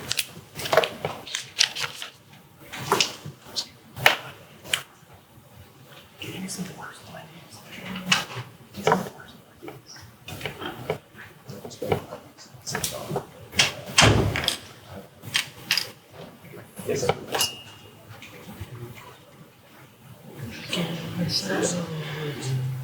did okay. So I'm glad you did well. You did great. You did. He's done this before. Okay. Next item is BZA 260046, Robert Bentley Marlowe, 1406 Wallace Street. While the applicant approaches, I believe staff has some comments. Yeah. Description. The applicant is requesting an appeal of the zoning administrator's determination to deny religious exemption requests of R. Bentley Marlowe to increase the density at a single-family house located at 1406 Wallace Street by viewing the home conversion as an accessory dwelling unit and by granting exceptions to the size and owner occupancy requirements for fire safety. The determination has been provided in the application. The applicant has provided several documents to support their appeal and the application. The zoning administrator and city attorney, Christina McGraw-Tillery, will be available to discuss the determination during the meeting. And I believe Christina McGraw-Tillery also has a PowerPoint slideshow. I think I'm going to help go through the process. I do. This is a very complicated legal question that is very fact-dependent and driven. Peter and I tend to work on these together, but because of the amount of documents that are involved, the complexity of the questions here, and also the history, I thought it would be easiest to do a PowerPoint instead of giving everybody a headache going back and forth, trying to scroll around in the packet, trying to figure out where we are. So that's why you have a PowerPoint, which is, one of those exceptional circumstances. So I want to start off, I'm going to walk you all through our notice of determination, which you do have in your packet. It was dated June 23rd, 2026. I'm going to walk you through the exhibits, and there is a letter of opposition in there as well, and there are 4 or 5, I believe, letters in support of the applicant as well that are included. Let's start with the applicant and the property. Marlowe Properties LLC is a for-profit company which owns property located at 1406 Wallace Street. That's what we're discussing today. The property is a single-family home, and it was constructed between 22 and 24. Currently, it's zoned RN2. And a side note, Marlowe Properties, or some affiliate of Mr. Marlowe, owns over 50 properties in the Mechanicsville area, and that's a correction to the notice of determination where we said at least 26 other properties. And that is not divided up. That does not count if there's an extra unit number. That's just the properties. Mr. Marlowe made several religious exemption requests for this particular property and 2 others back in 2025. We're going to reference those as we go along. And by filing an appeal here today, he's basically renewing those requests for this particular property for his other organization, Marlowe Charities. He has stated that Marlowe Charities is a 501c3 private religious foundation whose primary mission involves affordable housing. So that's what brings us here before you today. The exemption requests were denied. Essentially, he is asking for the density at a single-family home, again, constructed between 2022 and 2024, to be doubled, and for waivers from fire safety requirements in the building and zoning codes. Today, we're only worried about the zoning codes. The building code questions have to go before the Construction Appeals Board. As stated in those prior notices, the requests from Mr. Marlowe are essentially that the city, number 1, view the conversion of the single-family house to 2 separate units, 1 downstairs and 1 upstairs, and view that not as a conversion to a duplex, but to one dwelling plus an accessory dwelling unit, an ADU. Also, to grant an exemption to the zoning code requirement that either the ADU or the primary residence be owner-occupied. Grant an exemption to the zoning code requirement that the ADU cannot be larger than 40% of the primary dwelling floor area. His proposal is for 65%. And again, he will need to seek approval from the Construction Appeals Board for those building code exemptions. The appeal, as you can see in the variance/appeal form that we have, he states that the reason for the appeal is as follows. Initially, Marlowe Charities MC's request for an accommodation was denied on the grounds that the organization had inadvertently removed a mark in the religious checkbox during a renewal with the Secretary of State. Once this error was brought to light, MC filed an amendment with the Tennessee Secretary of State, had some documentation attached to it, properly identifying itself as religious. Nevertheless, Mr. Ahrens again denied the reasonable accommodation request. As shown in the 2025 notices and the most recent one, this is only one basis for the denial, so I didn't want to point that out. Legal authority, again, we work in tandem when we have these really complicated legal questions coming up, and we're considering the Religious Land Use and Institutionalized Persons Act, RLUIPA, and the Tennessee Religious Freedom Restoration Act in going through these. Also in your packet today, you will see the question and answer joint statement from the Department of Justice on RLUIPA, and you will also see a memo from me, which we are going to use in all of these types of cases moving forward, that details the step-by-step questions you need to ask in terms of evaluating this request. And that's included in your packet today. All right. So the first question is whether or not the applicant sincerely holds the beliefs. Not whether the beliefs are true, of course, just whether the applicant sincerely holds them. And I want to go over some case law on that because I think it's very helpful in these contexts. Courts have stated that courts are not required to accept any and all claims of alleged religious sincerity at face value. RLUIPA does not offer refuge to canning operators who seek through subterfuge to avoid laws they prefer to ignore. Evaluating a claimant's sincerity is, quote, limited to asking whether the claimant is, in essence, seeking to perpetuate a fraud on the court, whether he actually holds the beliefs he claims to hold. A comparatively familiar task for secular courts that are regularly called on to make credibility assessments, and an important task, too, for ensuring the integrity of any judicial proceeding. Further, quote, an adherent's belief would not be sincere if he acts in a manner inconsistent with that belief, or if there's evidence that the adherent materially gains by fraudulently hiding secular interests behind a veil of religious doctrine. And to give you some concrete examples, one court held that a church providing free parking to increase membership and show hospitality was exercising a sincerely held belief. And another one held that a lucrative scheme to sell marijuana as an activity of the Church of Cognizance, which taught that marijuana was a deity and a sacrament, was not. I have a question. Yeah. Before we go any further, are we picking apart a resident of the city of Knoxville right now? So what you're doing is you're evaluating a request for religious exemptions from the zoning code. And these are the steps that you have to take in every single one of these cases. I don't remember taking this with care cuts. I'm a little bit uncomfortable when questioning someone's religious status. I don't think that's our place to do that. So that is legally what is required in the evaluation. But in terms of care cuts, that is a separate project. We have to evaluate every single one as they stand on their own. Yeah. Follow-up question. Insofar as I think you're mentioning these federal courts, do they bind us as a board to their decisions? So the ones that I am citing are Sixth Circuit cases. So they would be applicable here if we ended up in Chancery or Circuit Court over an appeal. Because an appeal from here would go to City Council, then a City Council appeal would go either to Chancery or Circuit. And by virtue of an appeal from us and then to the City Council and then to the court, we are thereby bound by the Sixth Circuit as well? That would be my position, is that you should follow the Sixth Circuit on this, because a claim could go to federal court instead of the state courts. Okay. So why didn't we receive this presentation for care cuts?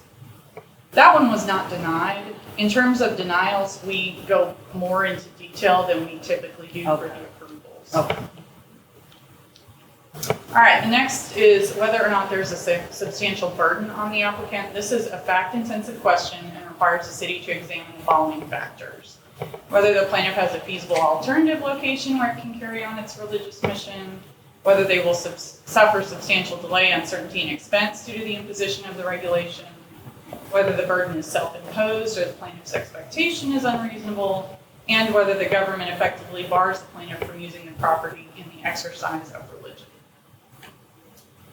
So to go over the nature of the project, the city views this project as a conversion to a duplex, which must comply with fire separation requirements. Article 17.3 states that only single-family houses may be installed on non-conforming lots of record in the base zone, which is RM2, low density.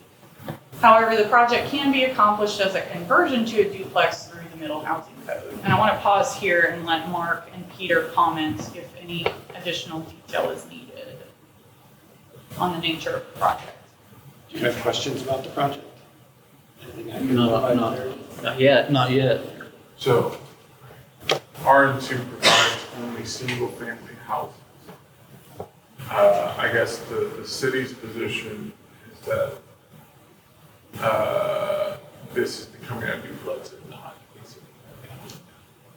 Is that a fair That's correct. It's being converted to a duplex, and it has to go through the middle housing standards because the base zone prohibits anything but a single-family house on a non-conforming lot of record. I understand. Question. It's conforming lot, is it not? It's 5,100 something square feet per the recorded plat. Hold that, Mr. Marlowe, and we have a chance If to it is a speak. conforming lot, then it would go through the special use process to be converted to. So it's too small, Peter.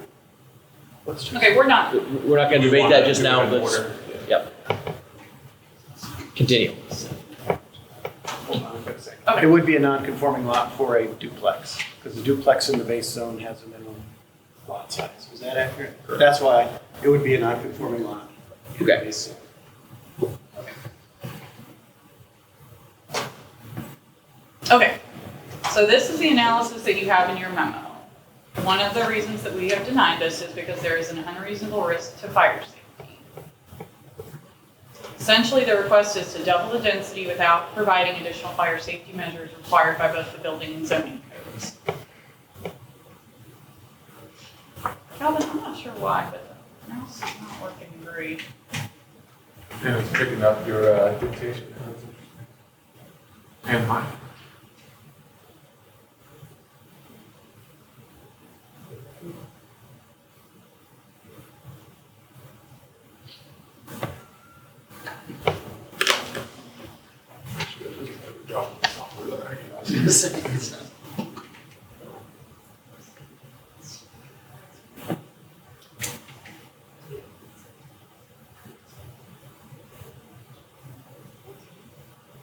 I'm just not sure that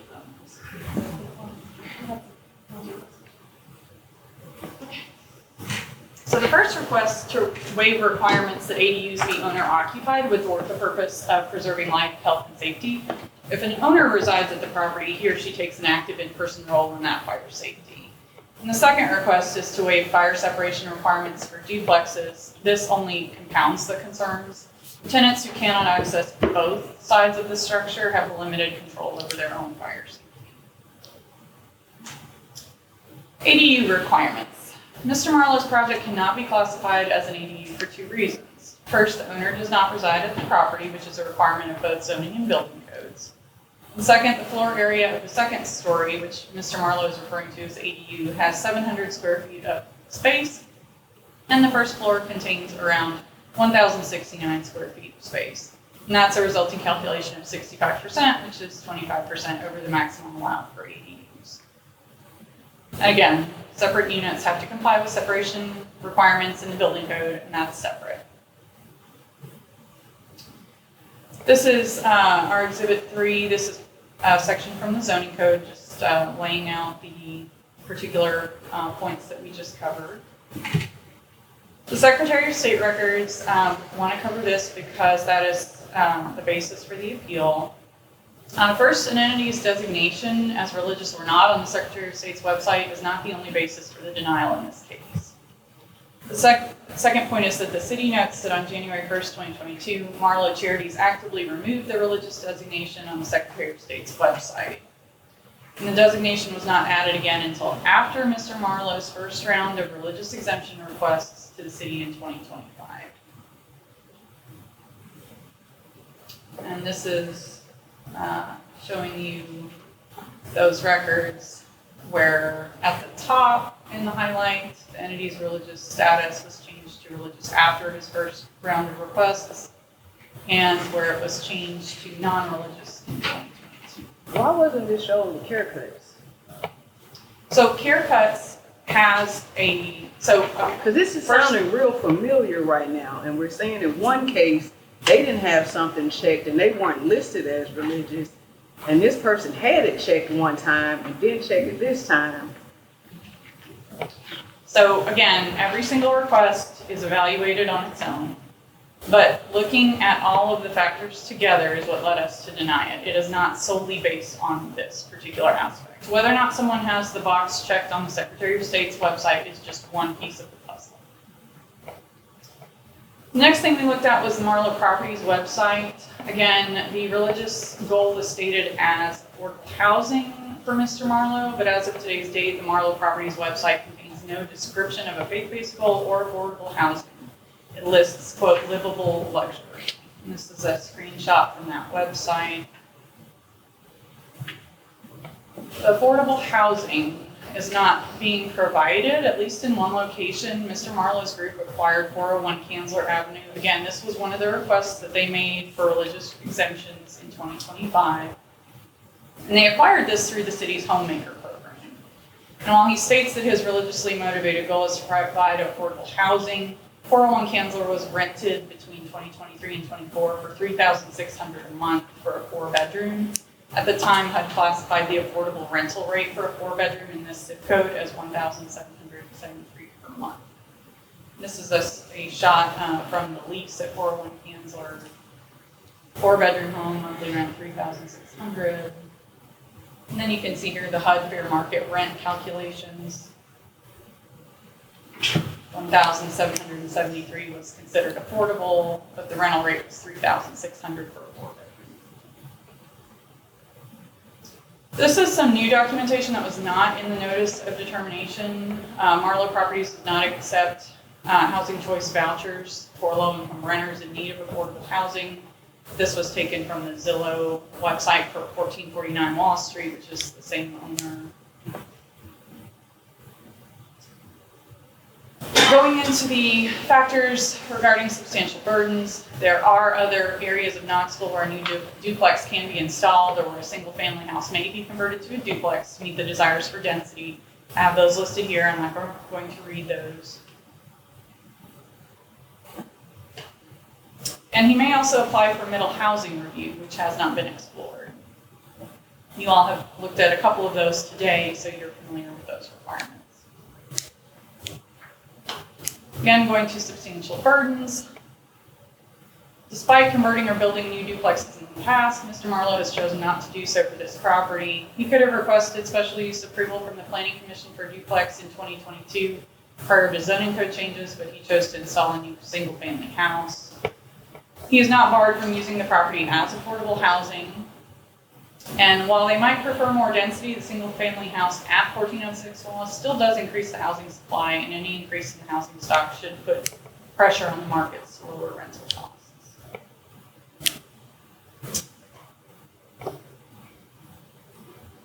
There is a WVIR report about Mr. Marlowe's campaign for a city council position, and there he admitted to using social media as a platform for hyperbolic, inflammatory language to get attention.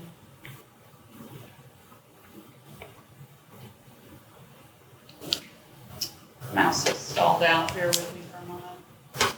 There we go. I'm not going to read these quotes to you, but suffice it to say they are included in your packets.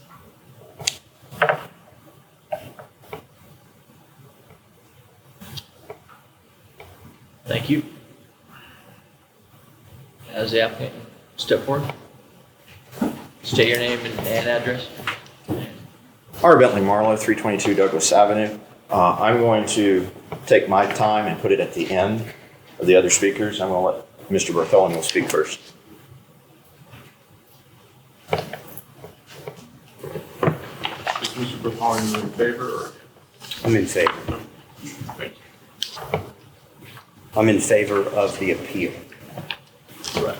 Yes, sorry. Other questions? Thank you. Oh, sorry.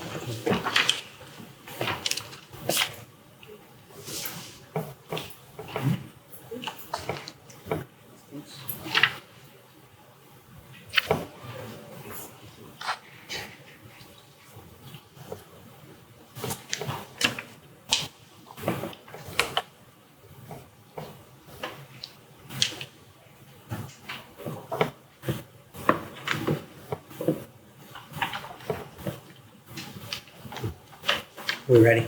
Sorry. Yeah, okay. Please go ahead. Parker I'll Bartholomew. stop and start it over again. So. Okay. Reset, there you go. Parker Bartholomew, 5406 Summit Ridge Lane. I'm going to try to go through each of those items point by point. It may be a little over 5 minutes. Which items? These items or the 8 that you were just presented? Okay. Yes. Yeah. I don't know how I can squeeze that into 5 minutes, but I'm going to try. Okay. Do your best. The July 1st, 2006 Law Department memorandum reverses the burden shifting framework established by RLUIPA and the Tennessee Religious Freedom Restoration Act. Under these statutes, once an applicant demonstrates that its activity constitutes religious exercise and that a land use regulation substantially burdens that exercise, the burden then shifts to the government. The government must then prove that the restriction serves a compelling governmental interest and it's the least restrictive means of achieving that interest. The memorandum instead requires Marlowe Charities to clear multiple high-threshold hurdles before the city ever undertakes the strict scrutiny analysis. This approach is inconsistent with both the text of RLUIPA and the controlling precedent. The 8 grounds for denial set forth in the June 23, 2006 Notice for Determination do not satisfy the city's burden. And I'll go point by point. Before you is page 1. This is the plans review comments on an ADU on Brown Avenue. This was for Angelic Ministries, and I'm the board chair of it. We requested religious land use exemption for an ADU in the city. Page 1 is the comments that we got back from the building department, saying that we are not eligible for an ADU on this property because it is owned by a company, and the only way that you could be eligible for an ADU is for an individual to own the property and to reside on the property. Page 2 is where we requested to have a variance be heard on this item. We were told, as Angelic Ministries, that a variance was not eligible and that we could not ask for a variance or be heard on that item. Following that, page 3 is the email that I sent to Mr. Ahrens requesting a religious exemption for an ADU from the owner occupancy requirements. And I also highlighted multiple constitutional items that we were also contending were violated in that request. Total of 7 there. Page 4 is when that religious request was granted. Okay? The city determined by granting this ADU request that the ADU constitutes a religious exercise. Okay? So question number 1 on the memo is already been answered by the city because they've granted an exemption under Religious Land Use and Institutionalized Persons Act for an ADU. Item number 3 of the memo is to determine if the owner occupancy is a substantial burden and if there is a compelling interest through the least restrictive means. And I'm going to present to you what the courts have said about the owner occupancy requirement. Page number 5. This is from the 5th Circuit. And this is when they were talking specifically about an owner occupancy requirement. Our conclusion that the residency requirement is discriminatory, putting this on death's doorstep. This residency requirement can only survive if it advances legitimate local purposes and cannot adequately be served by reasonable non-discriminatory alternatives. On page 6, the 5th Circuit goes on to explain some of the things that the city could do in regards to the owner occupancy requirement with dealing with short-term rentals. Many of these would also apply to ADUs and the owner occupancy requirement that's put on them. The city could step up enforcement efforts, increase the magnitude of penalties, could increase taxes. These are all from a judge looking at the owner occupancy requirements. From the 5th Circuit? From the 5th Circuit, yes, sir. On page 7 is perhaps one of the most telling comments of the 5th Circuit. Quote, moreover, if the city is serious about protecting affordable housing, there's an obvious alternative to reducing demand, which is increasing supply. Another court took up this exact issue of owner-occupied ADUs. At the bottom of page 7, you can see that the 5th Circuit clearly determined that the owner occupancy requirement was the one item that the Constitution forbids. On page 8 is an opinion from Turpac v. Point Pleasant. The zoning code establishes acts of local regulation of land use, not regulation on identities or status of owners or persons who occupy the land. Further on, the zoning board is charged with regulation of land uses, not the person who owns or occupies the land. I'm going to highlight this later, but the city of Knoxville would like for you to believe that an owner residing in the property makes the property safer. That's not what the zoning code is for. The zoning code does not dictate what happens with the owner. There's also a case, it cites a case, North Carolina v. Wilmington and Hill, which is out of North Carolina, which again dealt with the ADU owner occupancy, and Pennsylvania with Kulak v. zoning, which is on page 9. You can see that in each of those, it is clear that the owner occupancy requirement is unconstitutional. Kulak then takes up the fact of health and safety. It says the personal identity of an apartment occupant obviously has no relationship to the health or general welfare of that person. Questions 3 and 4 in the memo are answered in the affirmative. They have found that the owner occupancy requirement is a substantial burden, it is unconstitutional, and it is not the least restrictive means. I'm going to skip item number 2. We're going to come back to that. The Kulak case takes us to the next topic. The judge addresses life safety, and as I mentioned on page 9, it talks about that. If you flip the page to page 10, we do meet the building code. We don't meet the building code for duplex, but that's not what we're doing. In the 2024 IRC appendix, you have BC, which stands for, or which is for accessory dwelling units. In BC, it then lists that out. For ADUs adjoining the primary dwelling unit, the 1-hour fire resistance wall and floor separation provisions shall not be required. So what you were just told had to be built, the building code says is not the case. If both of the following have been met. The interconnection of smoke alarms per section 310.4 and the interconnection of carbon monoxide alarms, which this dwelling has both of. Page 11 and 12 are notes from where the BC adopted this appendix, or where the ICC adopted this appendix. And they took into consideration the confusion that may be tried to be had when talking about a duplex. And it's highlighted at the bottom. Section A104 establishes that the design of ADU is similar in most respects to a dwelling unit, but with few allowances to avoid triggering a change of occupancy. The most important distinction pertains to an ADU that adjoins the primary dwelling unit, whereby the design professional may consider that either or proposition, meaning either or, regarding the installation of fire-resistant rated separations tantamount to a two-family dwelling, or making the smoke alarm and carbon monoxide alarms interconnected. This was part of the discussions before the appendix was adopted. And on page 13, you'll see the letter from the design professional where they do say that in their opinion, this is a ADU, not a duplex. And it is built to that. And it's built to the modern code.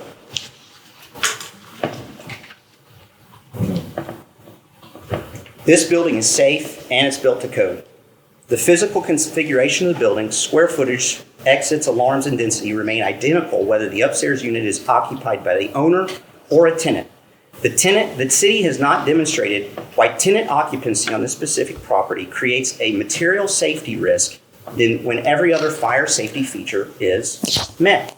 Generalized assertions about owner occupancy promoting fire safety are insufficient. The city wants us to believe that the owner cares more about their life when a tenant does. Ask yourselves this. When you're staying in a hotel or an Airbnb, do you care more or less about it when you're sleeping in your own bed? Of course not. This owner occupancy requirement for the city hinges on this flawed logic. You've seen it in multiple court cases that have dealt directly with the owner occupancy requirement. The city has the burden to prove, not the applicant. Item number 2 that was mentioned says that this ADU does not comply because of the... Yeah, we're at almost 10 minutes. Understand. This is a complicated case. It is. And Is the opposition here? All right, no opposition. Can you wrap it up in another 5? I'll try. Okay, thank you. Okay. Item number 2. It's asked. Point of order there. Yes. I'd like to vote for an additional Additional 5 minutes, but mean it. I'm trying. Well, I get it, but we're gonna cut you off at 5. Okay. All right. I said. I'll make a motion for an additional 5 minutes before the applicant. I'll second. Ms. Black seconded. All in favor? Aye. Okay. Item number 2. And why we didn't ask for a variance for the square footage. The attached ADU is completely within the primary structure, which is 1,769 square feet, and the ADU is 700 square feet. I know now we're going to be doing math, and I'm under the time constraint. That's 39.57. It doesn't go over the 40%. It doesn't need a variance for that. Okay? Points 5, 6, and 7 argues that the zoning code district permit duplexes and that the hardship is self-created, and that the housing provided has not been sufficiently affordable in other projects. These arguments fail to address the central RLUIPA question, whether the owner occupancy requirement substantially burdens this specific religious exercise on this specific property, and whether the restriction is the least restrictive means of achieving any legitimate interest.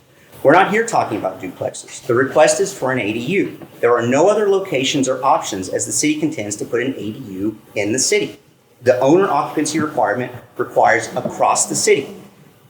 The owner-occupant applies everywhere. The city claims multiple other options exist. However, the lot size prohibits a duplex. They know that these paths lead to failure. They're trying to confuse the board by throwing as much mud on the wall to see what sticks. The entire point of the ADU path, rather than the duplex, is affordability and life safety. I remind you, the ICC was aware of this when they created the ADU appendix. They purposefully created a path in the code that did not include building firewalls. Not having firewalls, particularly in stacked configurations, allows the housing to be affordable. Marlowe Charities did not create this hardship. Marlowe Charities is not Marlowe Properties. The city continues to try to confuse the request. None of these items will withstand RLUIPA. This brings us to the heart of the question. Points 3, 4, 5, and 8 of the determination and item number 1 on the memorandum all imply that Marlowe Charities and Marlowe Properties are not sufficiently religious. The city's reason for denial on March 14th and March 19th state that the religious box was not checked on the state paperwork. However, when presented with these facts, the city took the exact opposite position. They stated publicly and privately the checkbox didn't matter. The city cites the Tennessee Court of Appeals in Ward v. Nashville, which you can find on page 14. And this one is determining for us. It talks about what the exercise of religion is, and it talks about that no human authority in what case whatsoever control or interferes with the rights of conscience. Now, when RLUIPA was passed, it was passed by 435 congressmen unanimously. It was passed by 100 senators unanimously. And in the very first case at the Supreme Court was a unanimous decision with Ginsburg and Thomas both writing opinions. In that, there was two Ashturu people, a white supremacist of the Church of Jesus Christ, a Wiccan, and a Satanist. And those were all supported by RLUIPA. Another case of interest is Welsh v. United States. There, the court extended conscientious objection protection to a deeply held moral and ethical belief that occupy a person's life comparable to traditional religious convictions. Now, Mr. Marlowe is one of the most outspoken and zealous advocates for affordable housing in this city. To say that he does not have a sincerely held belief that housing should be for everyone, you haven't been to any of the city council meetings or BZA meetings or observed Mr. Marlowe at all. Thank you. Mr. Bartholomew, thank you. You got it.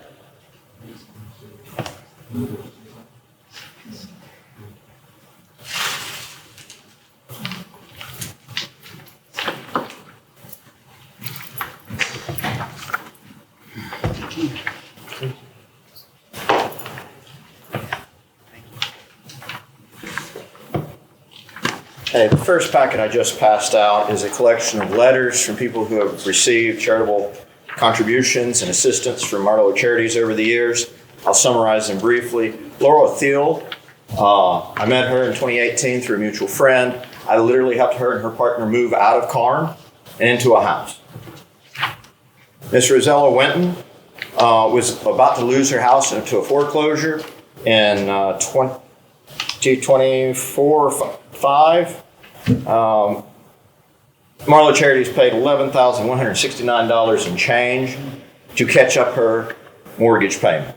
Marlowe Charity continues to make her mortgage payment up as she's unable to do so on her SSI, and she had to resign from her job with the Knox County Schools because she has chronic lung disease and they do not allow her to carry an oxygen tank on school property. Page 3 is Miss Nancy McDonald. Miss McDonald's daughter suffered a stroke and lost her job.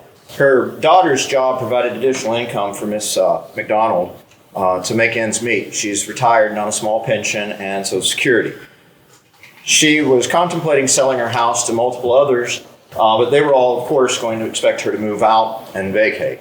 Out of a moment of desperation, I guess you might say, she reached out to me and asked me if there's anything I could do to help her. And I've structured a reverse mortgage on the home. I'm making payments to her that she can use the money now to subsidize her living. And she has what's tantamount to a life estate. I told her that as long as she's alive, she can stay in the home. And I've told her that should her daughter choose to want to save the home, she simply has to repay Marlowe Charities what Marlowe Charities has paid her. Basically, the daughter can come in at any time and take the house back for just reimbursement. The next page is from Francesca Ramos. She came to me, she was going through a divorce and she'd been laid off. She could not find housing because with no job, it's very difficult. I agreed to house her. We have reduced the rent. I think it was listed for like $1,900 a month. I asked her what she thought she could afford, and that's what I set the rent at. Well, she's struggling because she's still trying to look for a job several months later. I've waived an entire month's worth of rent, and I've never charged or assessed a late fee. The next page, Rayanne Props. She was over a year behind on rent. I never once charged a late fee. And the only reason I filed to evict her was because the eviction was required in order for her to obtain eviction prevention funds. She still lives in the house to this day. She's now back to some employment after her injury, and we're still just working out the rent as she can afford it. The next page is from the Elliots, Mike and Michelle Elliott. They were involved in a dispute in their home in Kentucky with the neighbor over a dog. Sounds like the most Kentucky thing ever, but guns were drawn and they felt unsafe, and they fled to Knoxville where they have some family, and I provided them housing. They had no job, they just picked up and left.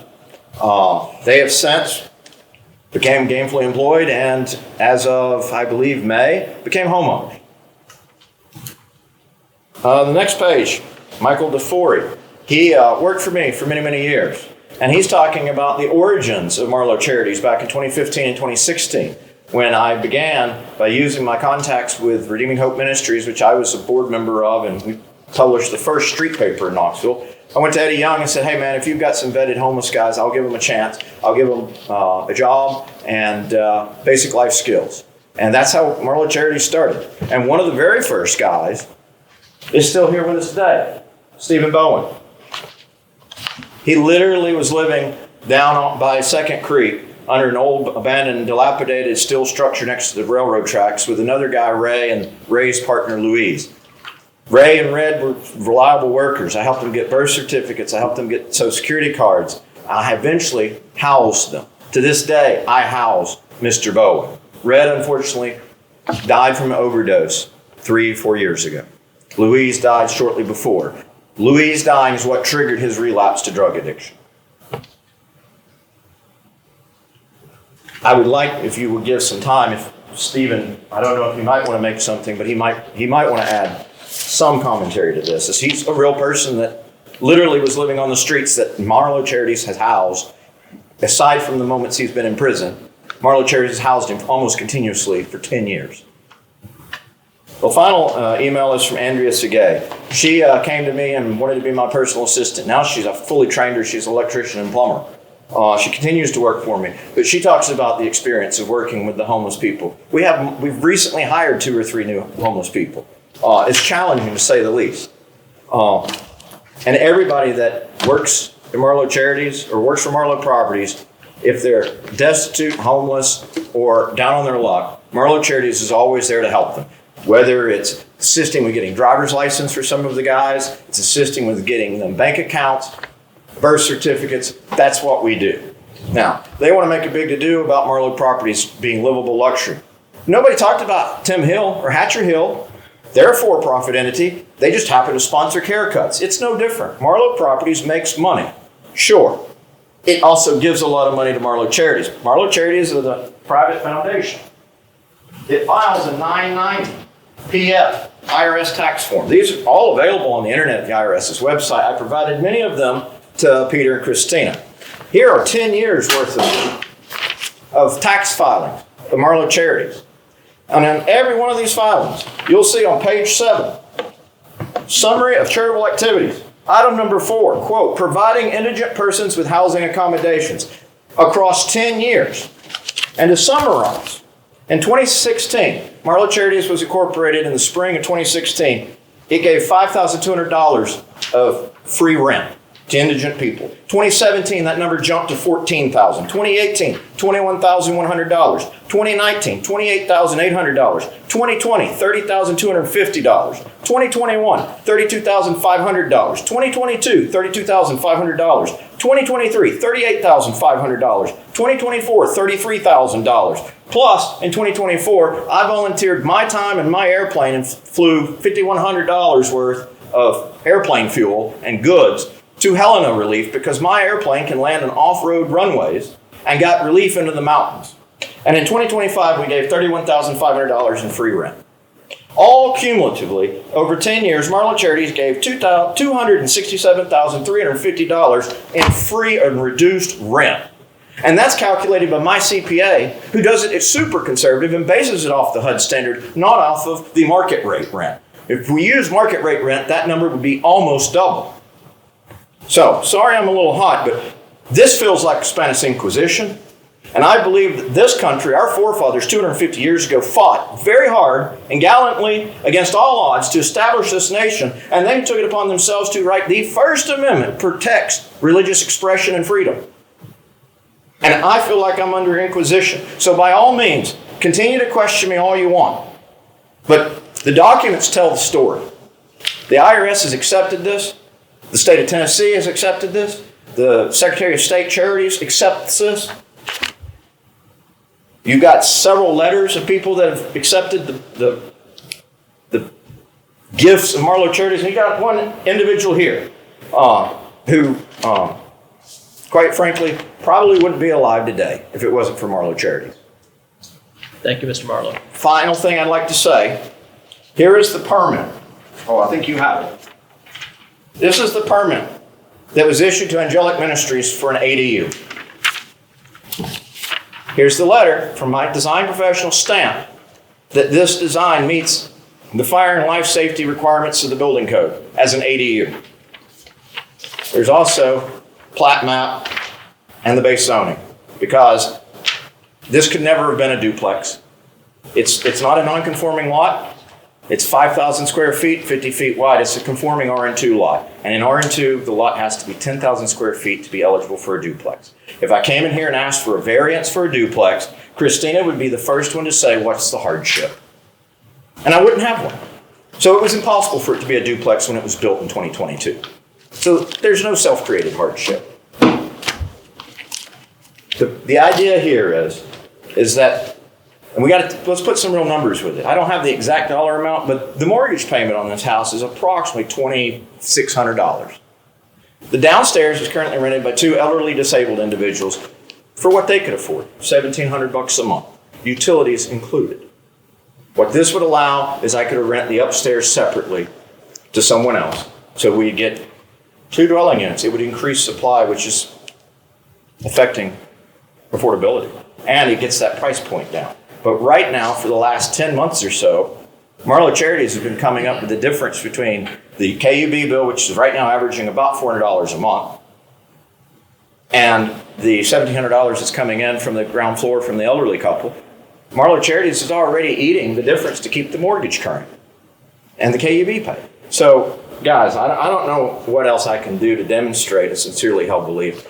We've also got multiple zoning reforms that I proposed that cost me several $1,000s. I think the initial slew was like $6,000 and then another like $3,000 in appeals. I don't know how many times we've come here to talk about 50 amp plugs and an ADU, or whether a garage apartment was a garage apartment, an ADU, or a single family home. Let's go ahead and wrap it up. We're So, past I mean, 10 minutes. So. and all of that was done pro bono on for Ms. Wolf. Thank you. Brad, you want to say anything? Any opposition? All right, hearing none, take it to the board for discussion. I'd like to state for the record that I do not work for the city of Knoxville. Likewise. Nor are we paid anything. This is a volunteer position, this board is. I am also a real estate owner. Several of our colleagues are. And this isn't a Spanish Inquisition from BZA. I appreciate your... I wasn't implying that you guys are doing the Inquisition. I'm directing. There's the Inquisitors. Yeah, I know, but the comments are directed to us. Sorry. And they're said to us in this forum. So I think it's important just to say that generally. Because this is free service that we provide and donate skills to for what it's worth. For the record, I'm sorry you had to do this. What's that? I'm sorry you have to go through this. Well, This process. yeah, it's part of it. Part of it. Checks and balances. Well, yeah, but okay. Yeah. So we're clear. We don't work for the city. There you go. Ms. Black has a question. Mr. Marlowe,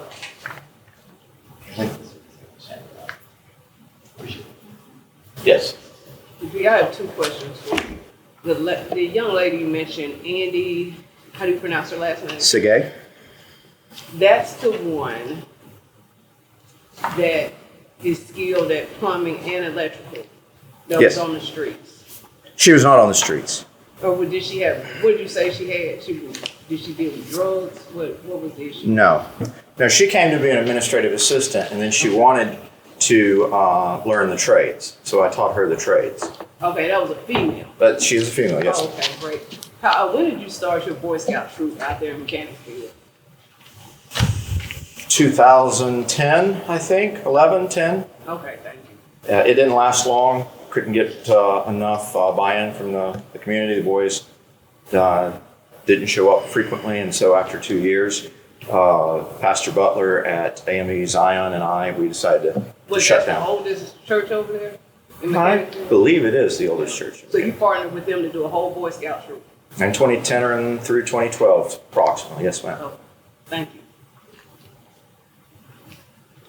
I'd like to kind of punt real back to two different issues. One is a building code issue, and one is a zoning issue. There was a lot of statements made between the two applicants about building code versus zoning code. I guess my question is really for you, Mr. Marlowe, in terms of you understand clearly that we're BZA, we don't have anything to do with the building code itself.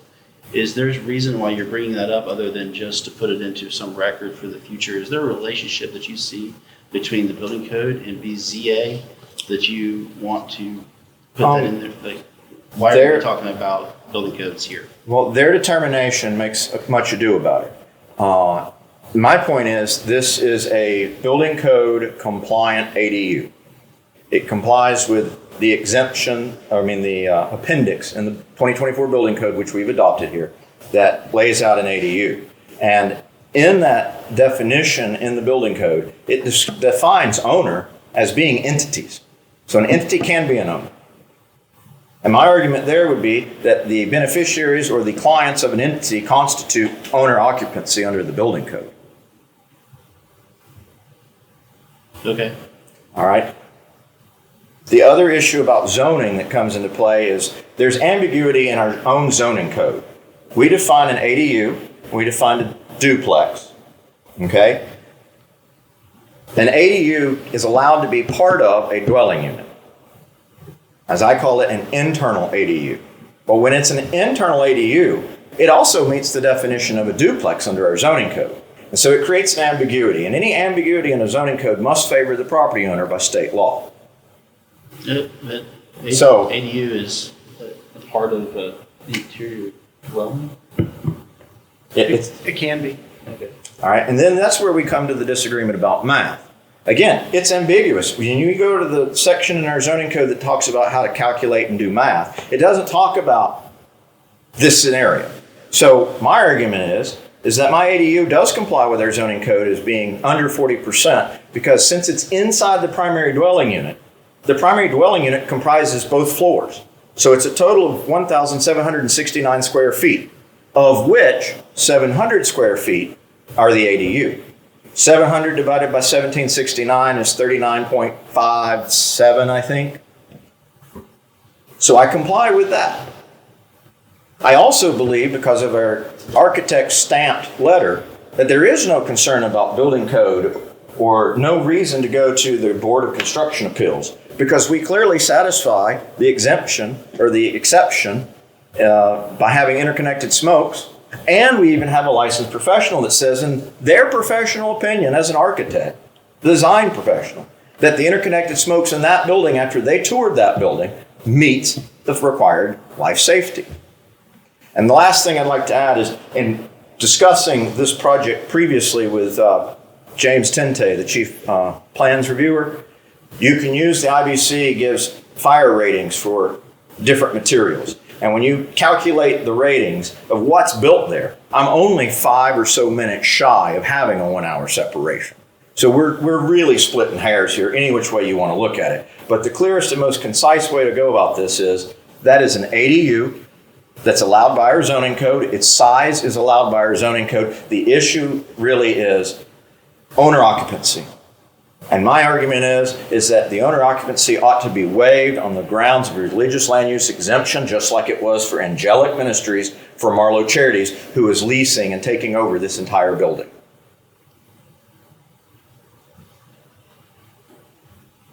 I have a few threshold questions. Actually, maybe just planning purposes. I think this is going to take a long time. What do we do in the potential scenario that we're still here for an hour later? Because I have a lot of questions. What do we do? Do we just go until we Take a finish, break? essentially? Let's take a break. Okay, and that was my second question. Can we take a break now? Because my wife thinks I'm going to be home in 10 minutes. I'm not going to be home in 10 minutes. So I need to let her know. Can we take a 5-minute break or something? Is that something we need to vote on? Well, yes, it would be, and I need to stress to everybody that the board members cannot discuss this outside of the meeting during the break. None of the members of the public or city staff are allowed to talk to you about this during the break. Nobody does. It's a quiet break. It's gonna be a quiet break. Where's the nearest restroom? Right. Let's make a motion first. I'll make a Oh, yeah, motion to sorry. take a 5-minute break. 5 minutes. I second that motion. All right, motion and second, all in favor? Aye. Aye. We're to resume at 6:37. You want to family? Everybody's here. Everybody's here. To call the meeting back to order. We're recording. So where we left off is, My threshold question. yep, several questions. Christina, where does our jurisdiction to address these questions of religious exemption? So it's not specifically covered in our zoning code. Okay. But we're required to make exceptions to the zoning code where required for the religious beliefs and under the requirements in both RLUIPA at the federal level and the Tennessee Religious Freedom Restoration.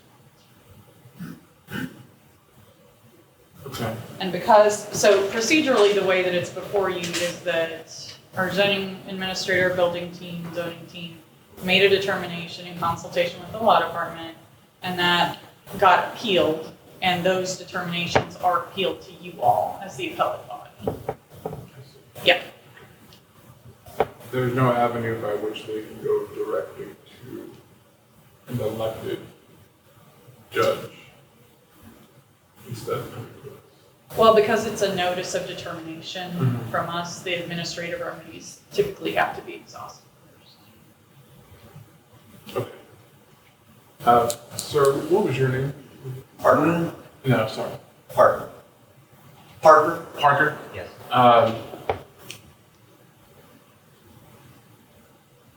You cited several cases. What's that? Microphone.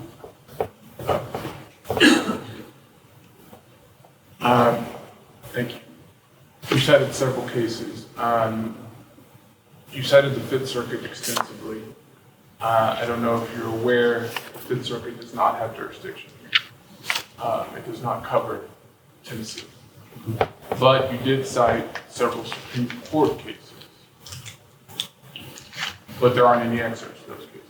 Can you say those cases again? And actually, sorry, before you do that, can you restate your position as it relates to the burden, your argument, strict scrutiny, compelling interest, etc.? Well, let me first say, I'm not an attorney. I am. So okay. Yeah. So yeah. So there's a good chance I probably won't be able to answer this. That's okay. But you made a compelling presentation. There was just so much. Yeah. That I was trying to take everything in. So I mean, first, the reason that I picked those cases is because they dealt with the owner occupancy requirement. Okay. ADUs in general are a relatively new thing. There's not a lot of case law on them. Okay. And so when you're looking for the owner occupancy requirement, I had to go to other jurisdictions in order to find those, right? Okay. So the case that was at the Sixth Circuit or the Fifth Circuit that I... Sorry, can you restate your position on the burden first? Because otherwise I'm not going to be able to follow the rest of the cases. So, yeah, just the burden and strict scrutiny and what you said at the very beginning.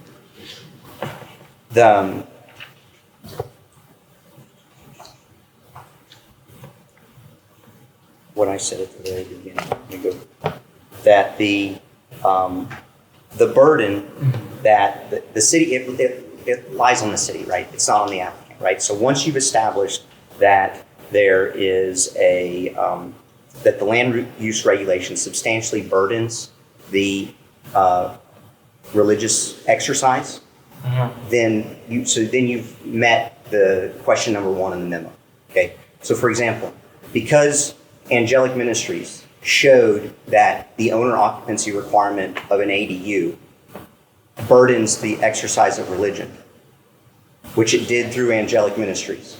Okay, then now all of a sudden we've established that there's a burden, which then means that you have to go to strict scrutiny. Is that what you're getting at? Yes. Give me a second. We, as I understand it, are not allowed to consider any prior matters, so to speak, in our determination of present matters. So every single decision that you all make is property specific. That is true. And I do have a couple of points that I did want to make in rebuttal. I'm happy to wait if you all prefer to ask the questions first, but.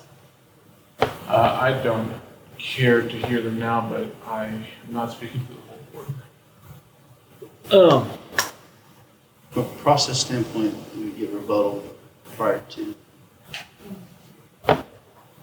Yeah, would it be better for you to finish your thought with Mr. Bartholomew and then go ahead and let her so that we're not mumbling or jumbling the two together? But yes, every single application that comes before you all is very property specific. Okay.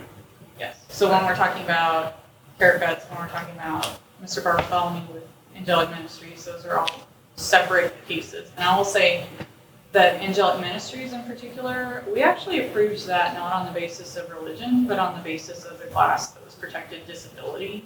because they run recovery, sober living type houses. And and perhaps we made that when that was not actually the model that was in place. Perhaps we made that in error. But our assumption was that this was for a recovery house, and that is a different protected class, which is protections for folks with disabilities. It was not granted on the grounds of religious exemption. Okay. May I? Sure. Okay, because it's even more complicated than that. The first thing that Angelic asked for was an exemption through reasonable accommodation for a group home. Because the first step is that we were taking a 2-bedroom home and we were turning it into a 6-bedroom home on Brown Avenue.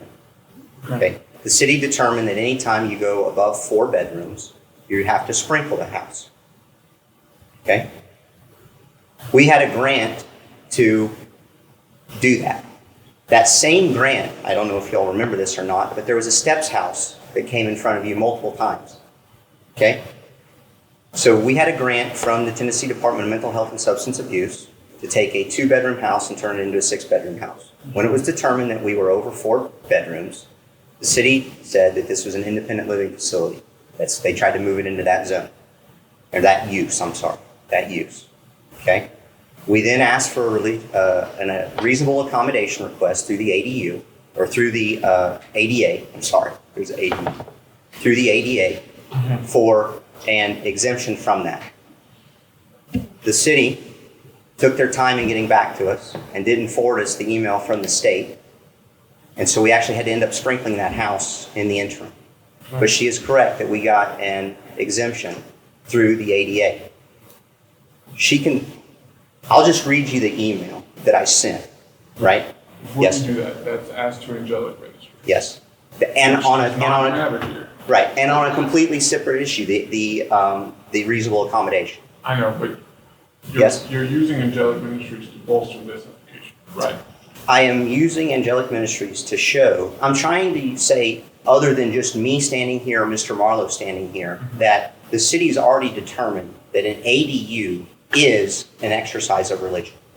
I use the court cases from judges and their language to say this is a substantial burden. Because who am I to stand up here? I mean, who am I to say I'm a Christian enough, right? How can I prove that? So I have to go to a neutral party that I have nothing to do with, that has looked at the owner occupancy requirement. And I think a judge at the Court of Appeals or a district court or the state Supreme Court, anywhere in this country, has some pretty good standing. And all I'm saying is these guys, who have absolutely nothing to do with this case, granted, have said the owner occupancy requirement in general is unconstitutional, have said it's a substantial burden.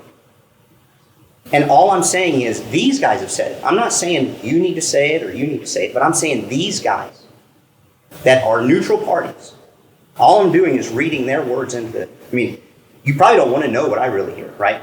Or what I really think. Because it's pretty, I mean, it's not meant to be put out in public, and especially in a case like this. I mean, it's the only way I know how to control myself is to read what these judges are saying, right? And so when we applied for an ADU with Angelic, we said we are applying for this under RLIPA. I had already gotten an exemption under ADA and a reasonable accommodation. I didn't do it that way because ADA doesn't handle zoning code. I don't know why she's the attorney. I don't know why she's trying to confuse you. I had already done ADA. I specifically asked for the ADU under RLIPA and the Tennessee Freedom of Restoration Act. It was not a ADA accommodation. Can I just add something, Louis? I think you'll understand. Is it pertaining to this? It does pertain to this. So the reason I think determinations, I believe, do set precedent.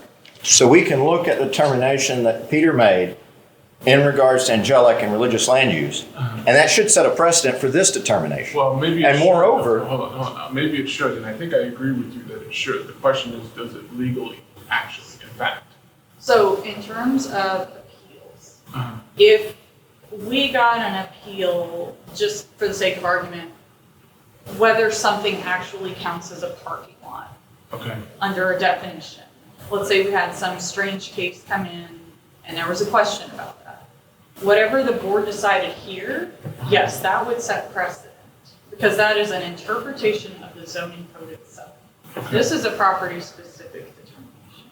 And I want to stress very quickly, because I agree, Mr. Parker has made an excellent presentation. But as I have been sitting here, I have looked up almost every single one of these cases in his quotes. Almost every single one of them has negative treatment on it. Several of the circuits do not agree.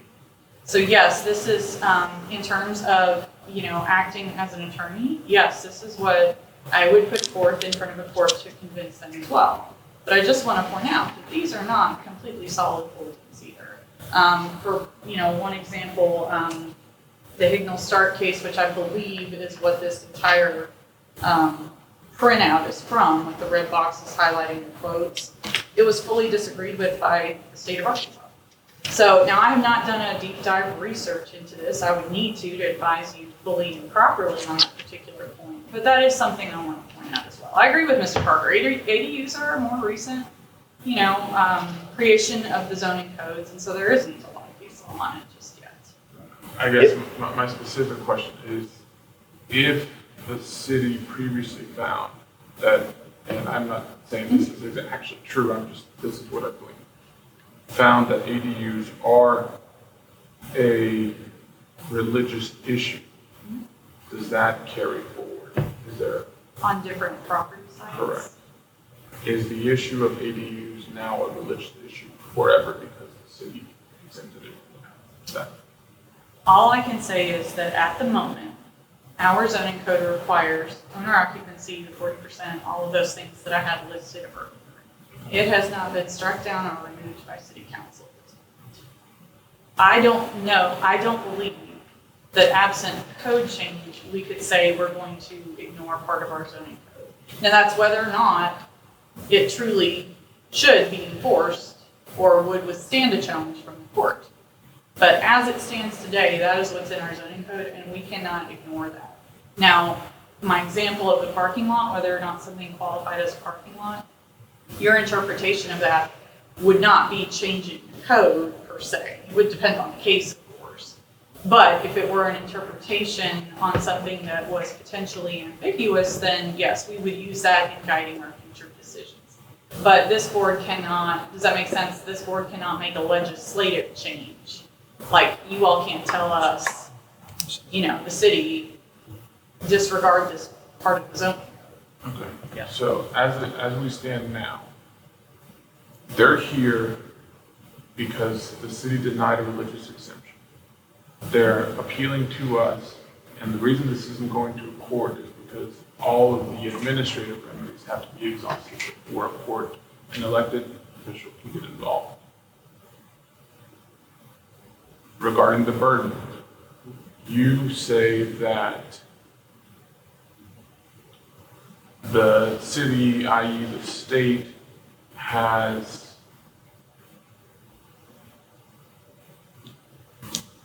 strict scrutiny because that they have imposed on you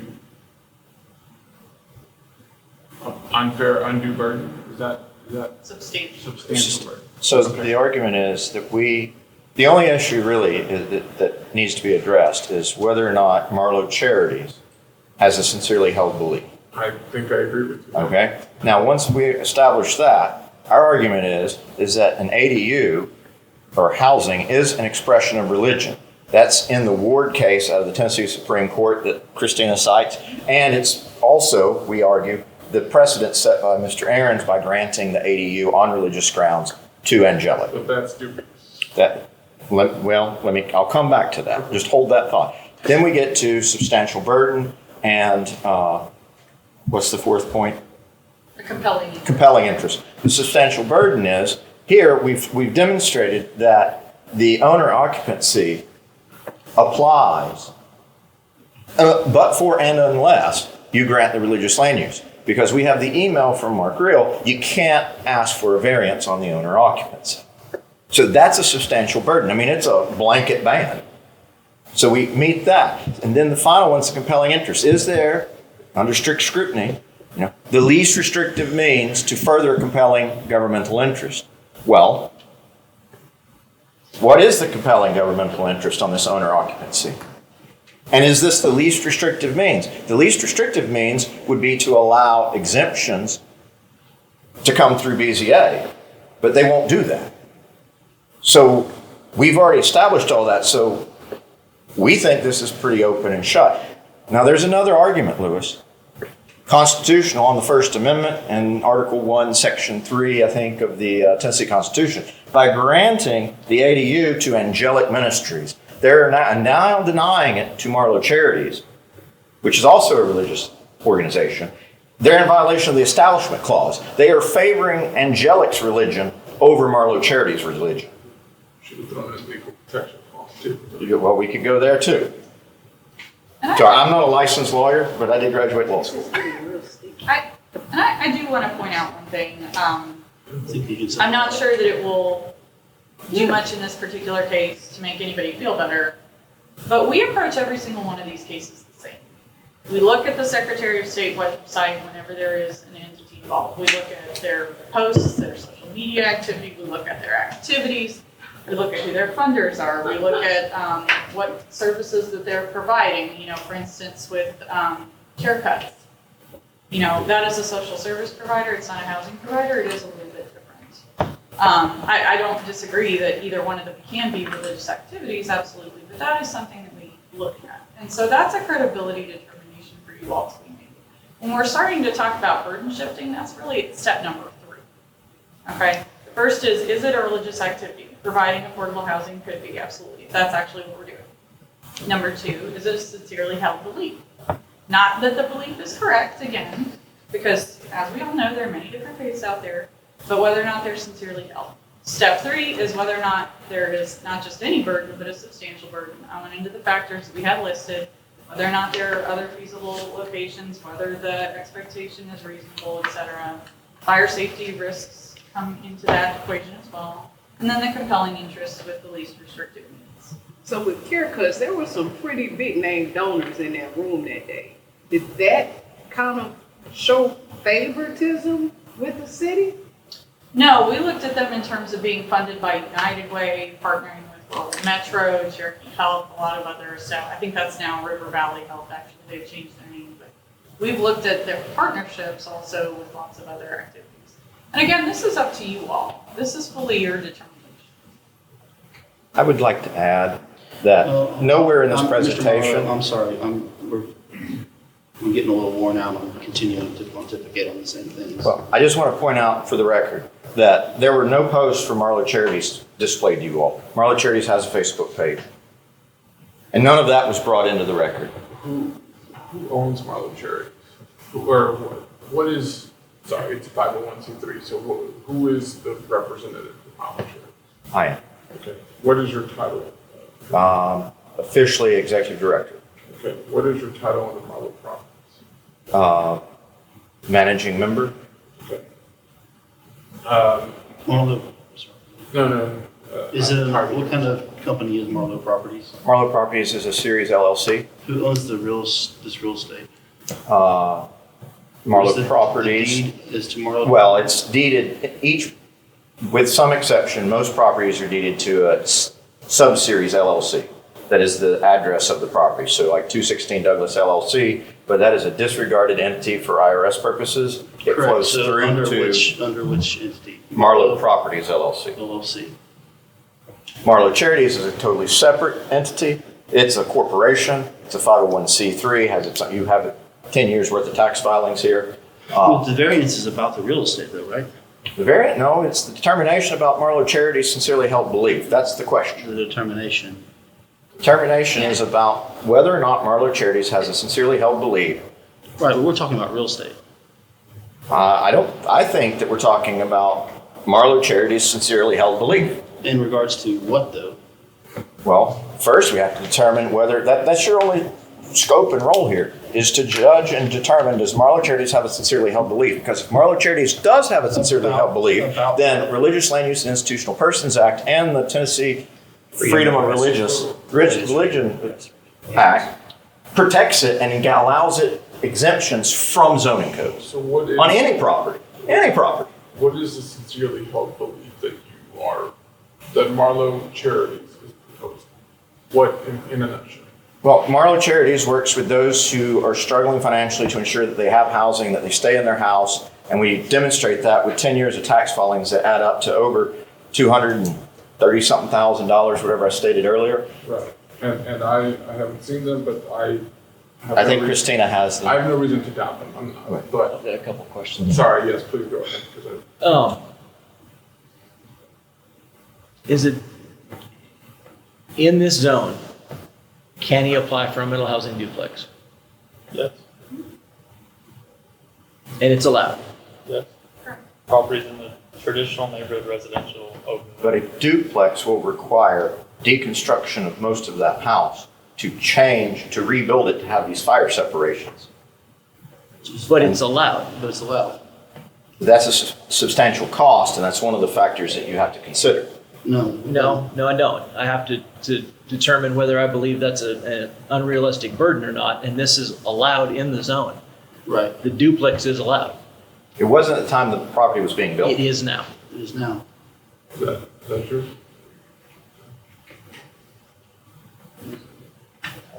Is that correct? Is the duplex allowed in the zone? Under middle housing. All right. Its front setback wouldn't be honored, and so it's too close. This issue's on a chap right now, Peter. So you would deny it on middle housing grounds because the front setback is closer than 10 feet. Would it be, sorry, what was that? It would be, Hold on a quick second. You're mixing and matching, you've got an existing house here, correct? The other thing that you're referencing is not a house. And so that's why there's nothing that's pre-existing non-conforming, there's nothing there, so that doesn't necessarily. Well, I mean, the structure's standing, it's just not complete. Right, you don't have a CO, so it's not it's a structure, it's not a house, but that's a separate matter. it would follow the conversion standards of Article 4.6.f. So there's a list of criteria about additions and things like that, but there's nothing that talks about the front setback being changed because you can't add an addition to the front, therefore you can't increase the front setback. So it'd be a totally different review. And for the record, I approached that. I asked that. Okay. And I was told that I'd have to basically pull the ceilings down and create fire separation. Okay. And yes, there's some work that would need to be done to be able to do that. You couldn't walk in the door and just say, all right, it's flipped. Right, have to displace the two elderly tenants. There's some work that would need to be done to do that. And that's where I'm struggling with this determination. Does it create an undue burden? I don't know that it does. I think there's a path forward to allow you to have a duplex there and to meet that and still meet the work that you're doing in the neighborhood. An undue burden too that is held in that LLC is the other piece of that. From a religious standpoint, charity should own real estate, not a separate LLC. Carecuts is using the space that's owned by Hatchery Hill. This is a separate thing altogether, and this is my opinion about it. Carecuts was an individual thing that this board made a determination on. And, I don't remember, it's been, I have to go back and remember all the details of that to adequately speak to it. But the determination was made this board, it's gone, it's done. This is the circumstance.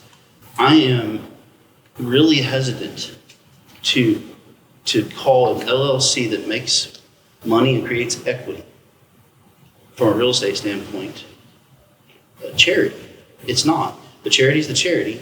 The LLC that has the real estate is a for-profit LLC that has a pass-through K1 comes out of it. Those two things are that charity. And my mind on it has to do with what I understand about how a nonprofit, when it goes to sell or liquidate an asset, and where the money out of that sale has to go and how it has to be treated. Having a charity that is ultimately benefiting this LLC is not charitable under what I would say I understand a nonprofit purpose to be, because any profits coming out of that LLC, which is being fed by this charity, are privately beneficial versus actually being beneficial to the nonprofit. And I'm really uncomfortable with that in this sphere that we're in today for this question, personally, relative to whether or not this is actually a religious cause or if it's just financial real estate investment. I have no problem with real estate investment. I'm uncomfortable with this crossover that I'm understanding as I listen today. Is it allowed to be both? What do you mean? I mean, when I love my neighbor, can it be both? A nonprofit is a legally established nonprofit entity. There are rules about the nonprofit and those how money is treated within 501c3, right? Okay. And this nonprofit honors all of that.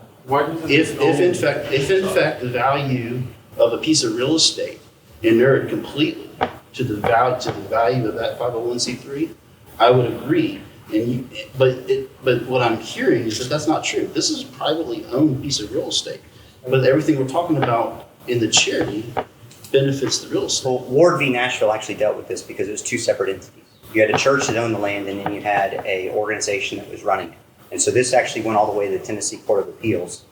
And the church owned the land? The church owned the land. And Which was a church. Owned in what entity?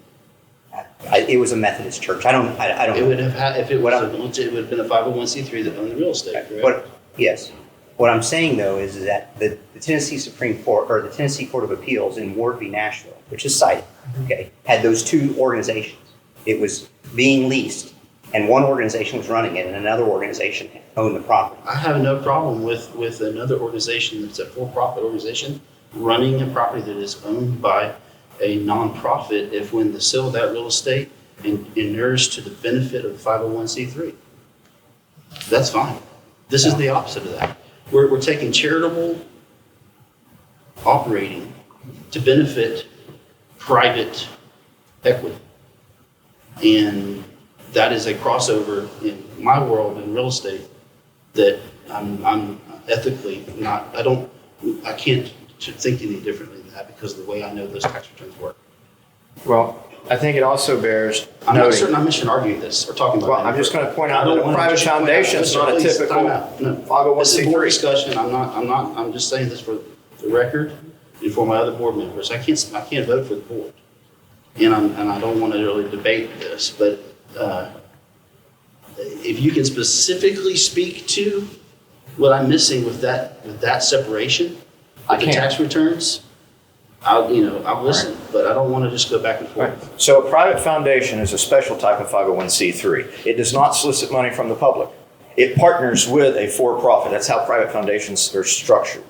So this Marlowe Charities 501c3 private foundation, that's why it files a 990-PF, not a standard 990 like your standard 501. It does not solicit from the public. In fact, it's not allowed to solicit more than I forget the dollar, 25,000 maybe might be the maximum it can possibly solicit from the public in any 1 year.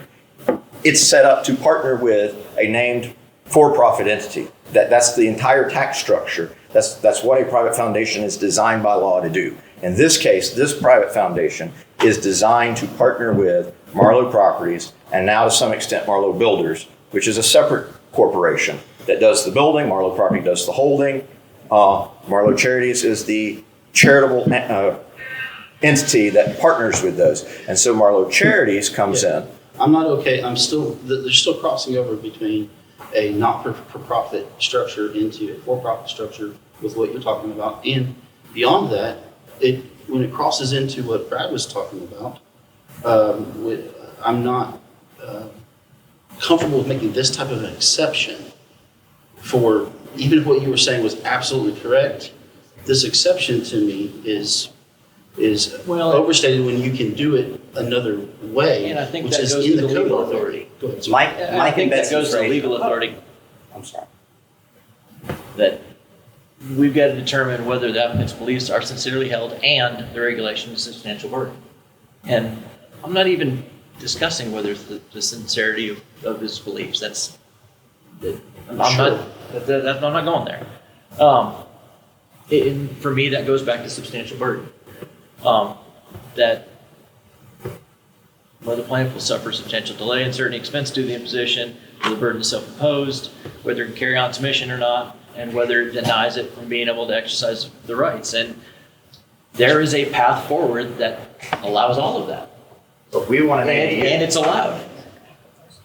So you've got the ability to turn it into a duplex, and it's allowed by the zoning going through the process. We want an ADU, not a duplex. And I think there's a distinct difference there. Because the ADU does not require tearing apart the house. It doesn't require the substantial cost and investment of tearing apart the house. And I don't believe that's a substantial burden. Right. We disagree. Okay. Daniel, I'll let you know. So Angelic Ministries, the property is owned by Mike and Betsy Frazier. Yeah, I know that. Private individuals and a religious organization. So it happens. I agree with you that it's money. Okay, I agree. But they're not. All I'm saying is that it happens other places. And I'm not saying that your opinion needs to change. You're just asking for an example, and that's one that's here. Sure. I understand that example exists, but they're not here asking for this exception that's being asked for, which I mean, we already got it. They already got theirs. Well, they already got their religious land use exception. I get it. Yeah. And if I may, Yeah.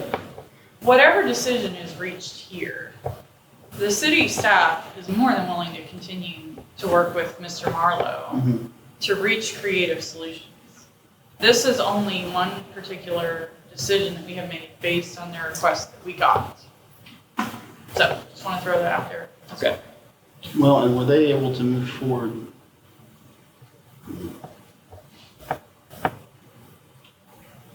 Can I make an aside?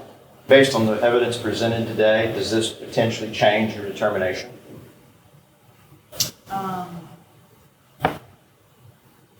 Because then we could just I don't. sidestep this. I hear you. I do. Procedurally, it's a little murky because. We could postpone this. Right, but then the issue is we might have to do this all over again. And we can't.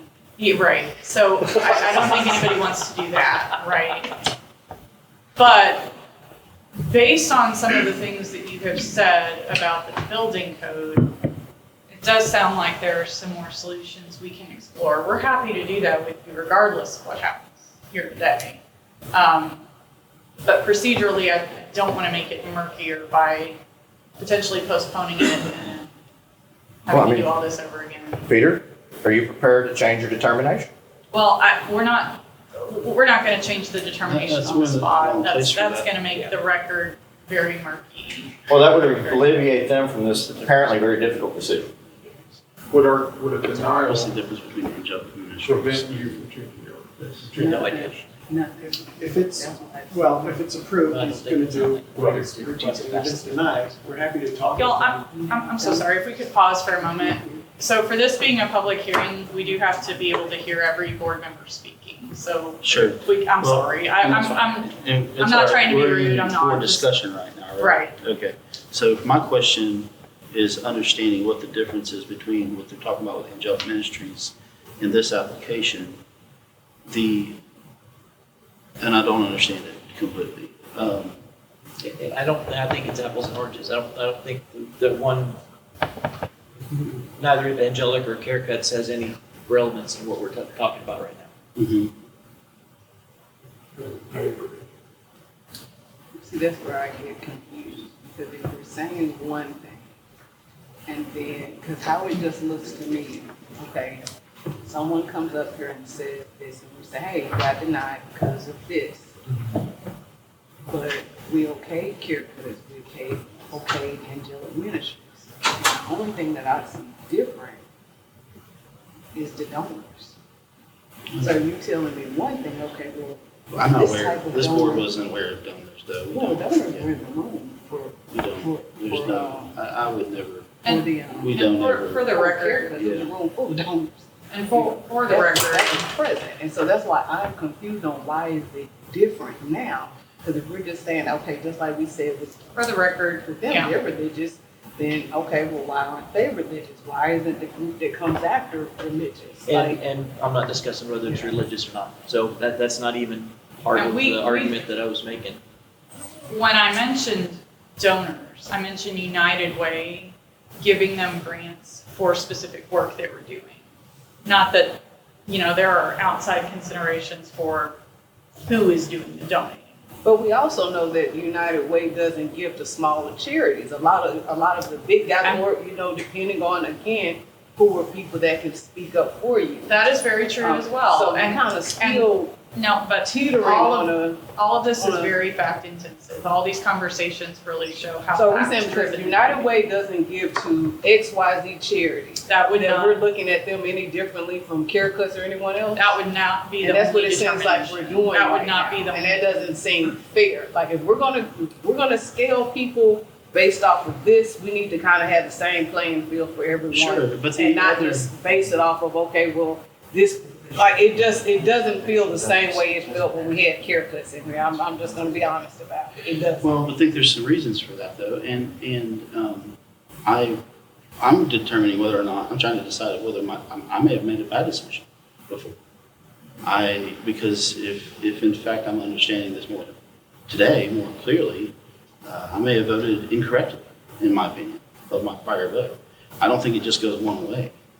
What if I was wrong before? I may have been. I really have a hard time with that nonprofit, for-profit relationship because I've seen it get abused. And I've helped close down a nonprofit that was abusing that type of thing. On the other hand, those properly done are there to benefit the community and benefit and help folks. And I appreciate that too, right? So that's why, I think they have another way forward. I'm not certain that there are other applicants that did. And that's what I don't remember those other applications well enough in detail right now to go back and regurgitate from my own mind and satisfaction. They had another way forward too. And They won their rezoning. Yeah. So it made that issue moot. Well, right. And again, so maybe that was a bad decision before. And I'd like to point out that a private foundation does not solicit, it doesn't go to United Way. Private foundations are the ones that usually give money out to other organizations. Yes, we are. Let us finish the board discussion. If we have another question, we'll call you to podium. So that is what I am debating in my own mind for the sake of wanting to be consistent. Because I agree, this board tries to be consistent. I also know this board well enough historically to know that no one on this board ever thinks about who's the donor behind something. But, maybe I should have. I know nobody does. Brought up. She said, "Hey, this is what we face." Sure. And it's like, "Oh, okay." And then in my head, it's like, "Oh, okay." I did recognize some of the people in this room during that time. So is this different now because it's a smaller charity? I don't believe it is. But it's I don't think that has anything to do with haircuts. I was. And I was, and I truly believe they're apples and oranges. And So they didn't have to. They didn't miss that they were religious. They just said, "Hey, we help people, and so." actually, they did. They have services in that building, and they said that in the middle of the meeting, which is actually what helped determine that. But it wasn't on the website, and it wasn't on the file. Okay. And so that's why I'm getting confused because we overlooked the Care Cuts. And they're saying, okay, it wasn't on their file and it's not on their website, it wasn't on Care Cuts either. But even though I'm not doubting Marty believes in God and I believe everything she does. And so I'm kind of giving them that same grace that he gave. Well, and I think that's where I'm looking at what that legal authority is that said, I'm not even going into this realm. I'm going into the second of, is there a path forward? Okay. Is there a path forward that's overly burdensome? And I don't believe that there is. The handicap are reading that house. I don't know that there's handicap. It's a 2-story house.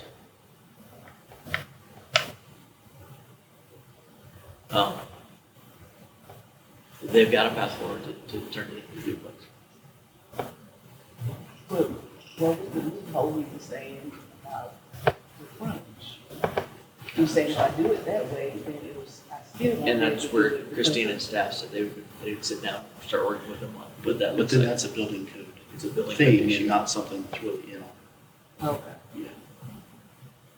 What do you think? I really like to hear what you think. Because I am not an attorney, although I play one on TV. And I stayed at Holiday Inn. That's right. So I'm an expert. First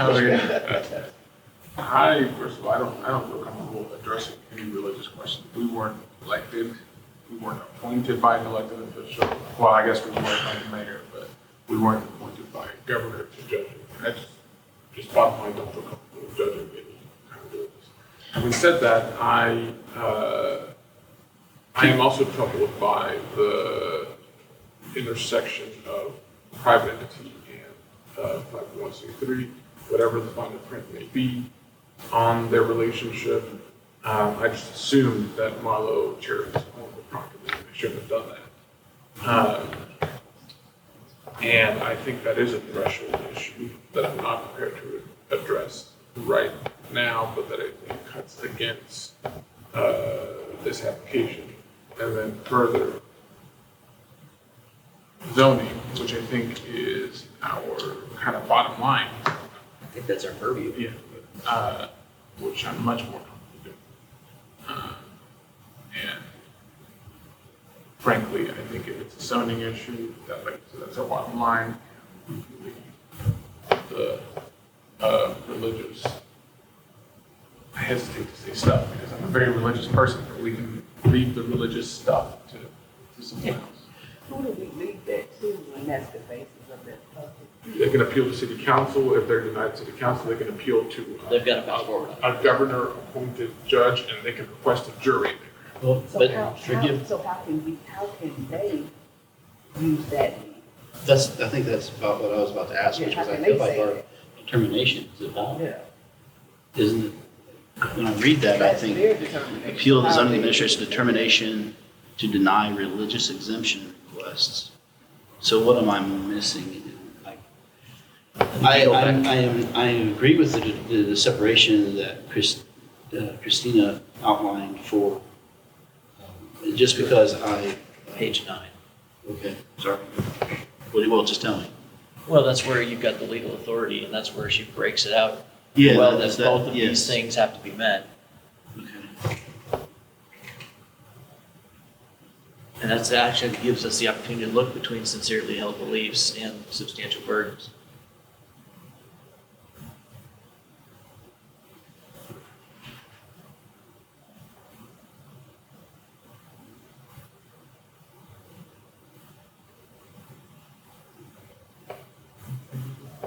Number 9. Mine's scrolling to the right. So that's number 9.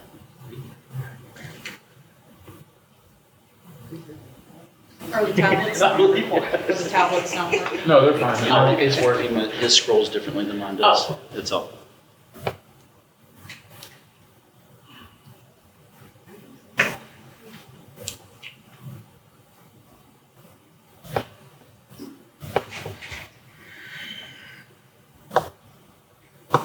I'm sorry, what was the question toward me?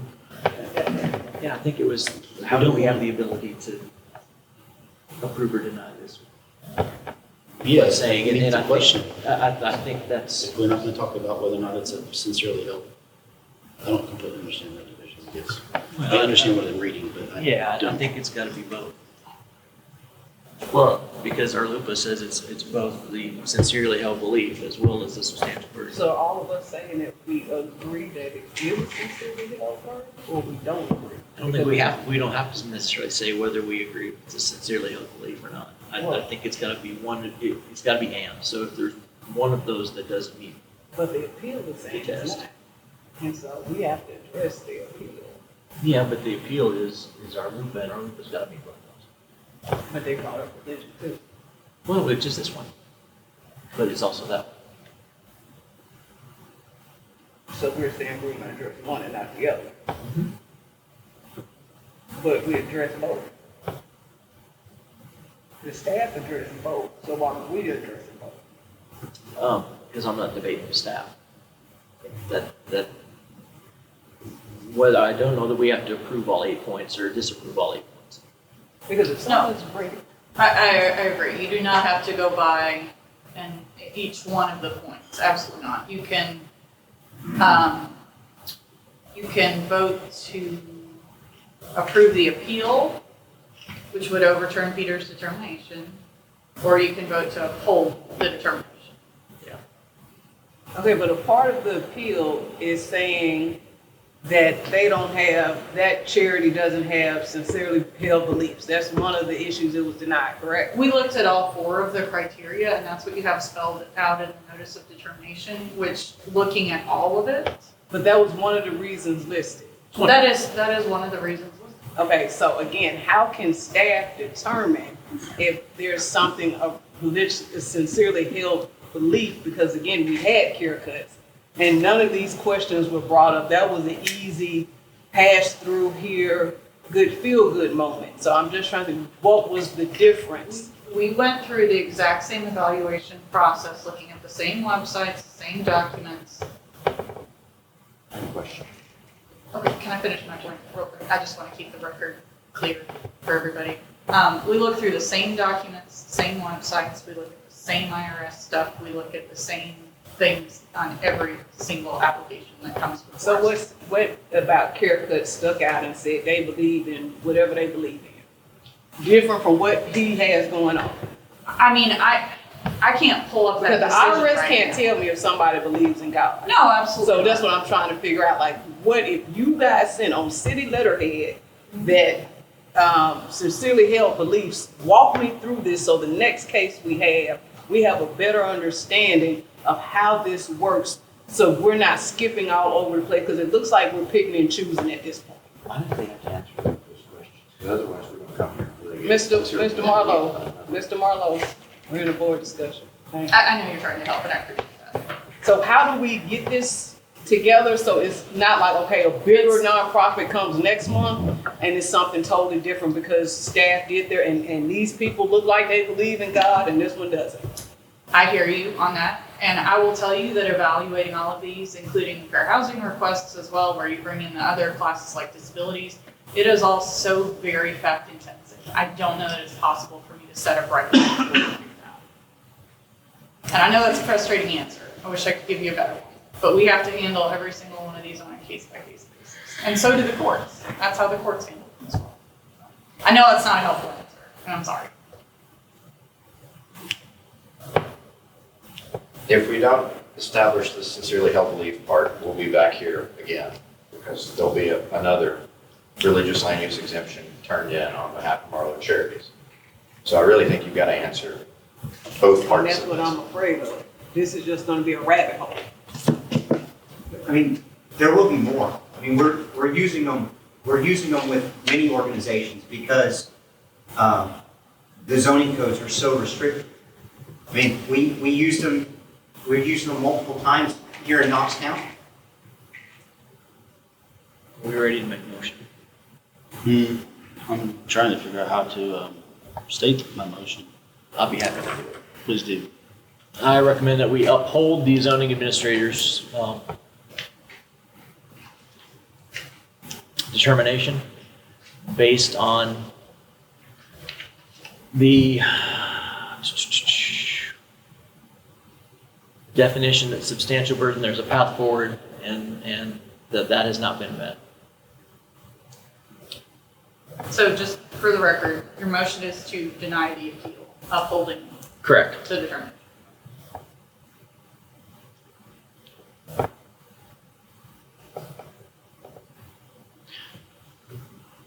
I'll second the motion, but I'm not sure I'm ready to do it yet personally. Still. We have a motion and a second. Continue board discussion. I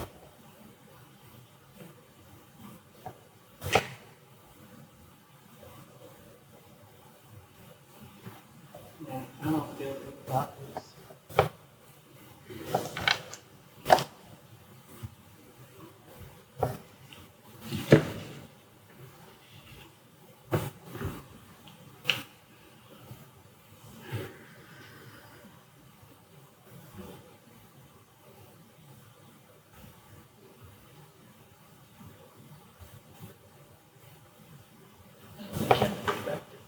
To this, so here's where I'm coming from. We have this memorandum. Go ahead and speak louder. So we have this memorandum, evaluation.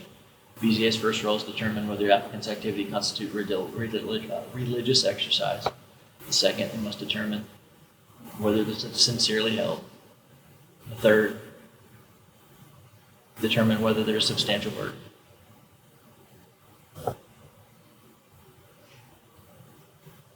And if there is, then the BZA must determine whether the city's regulation furthers a compelling interest through least restrictive means. So, in my mind, we've gone through number 3. Let's discuss number 4. Okay, what I'm concerned about, they have a document on city letterhead stating about their beliefs. From the staff. That's not something that's in our purview to talk about. Well, that's the appeal. That's included in the appeal. So if the staff can say that, hey, they don't believe these are not people that believe in faith or religion, and they're appealing that, then why aren't we addressing that? We can if you want to. I don't. But if the staff is telling citizens that they're not. Because the applicant is stating that this is a business plan.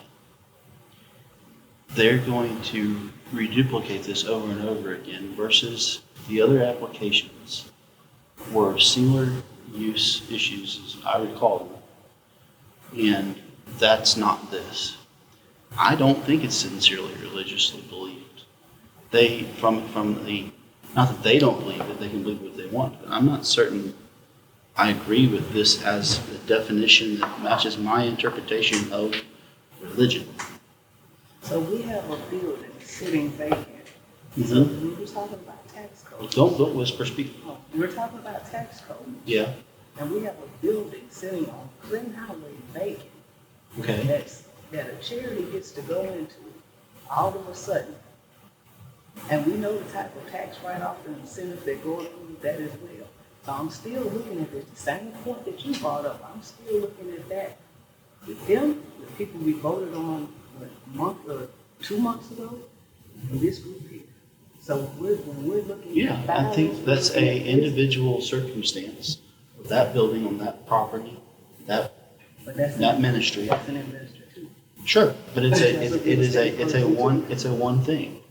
But this is an investment strategy. It's a real estate investment strategy. I disagree with that. That was both of them are the same beast. No, they're not though. They are not. This is the reduplication of this as a business tactic is a business. It is not. It was a single use you have landlord and tenant that did that particular arrangement, that particular benefit to that tenant, which had a religious purpose associated with it. And I do not see that as a reduplicate. They're not going to reduplicate that. To my knowledge, they're not going to continue to, make money off of that endeavor. Well, that's speculation. Because they're carefully looking for builders on the east side, so it's kind of the same thing we're getting into again. I am not comfortable with this as a strategy. This is going to get they said it themselves a minute ago. We're going to keep seeing it again and again and again. They're going to if we don't determine, in my mind, that this is a belief-driven thing. What does it mean to be religious? I am also a landlord that has done good things for people, but I'm not trying to skirt the building code with it, especially when there's a way that they can move forward. And yeah, it costs some money to do it, but that's called real estate investment. But we understand that. But are we doing something that we can be proud of? Yes, I believe I can be proud of this decision. Here, because like I said, just from my vision, I'm looking, because I was there at the meeting, it's like, okay. Well, what we're talking about is consistency, right? That's what we were talking about a few minutes ago. And so I am being transparent about the consistency in my own mind of why I'm going to turn their appeal down, because I don't see it as religion. I see it as a real estate strategy. Versus what was before us before was a single use issue that had to be solved with a variance. And so Kirkwood's leaving their building in downtown and going out there to Clinton Highway, that wasn't real estate strategy. It wasn't real estate strategy that's going to be reduplicated to drive business. That was a great deal now. I'm not certain what, I don't like the There are implication. that I two really just- different It's completely things that are different. being heard, and this is not that. This is something completely different. Yeah. This is not that. That's my opinion about the matter, is that it's two different things. And if I say yes here, I'm fairly confident it will come up again, and I just disagree that is. I this think is if we not- say yes or no here, it's gonna come up again. So Well, maybe so, but. it goes on the merits of what I'm seeing and what you're seeing. Yeah. And we're seeing two different things.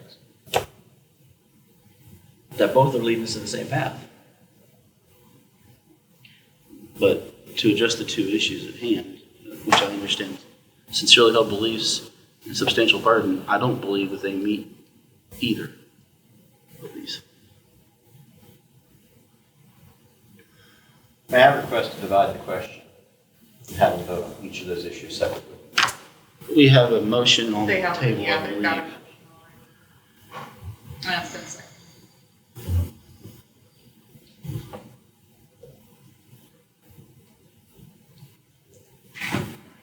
Yeah, I think I've said what my thoughts are. The problem that I have with this is that I don't think we've gone through it enough. I mean, we have papers, we have a very well-researched memo, and I would like to sit down and read every single case that was cited, frankly.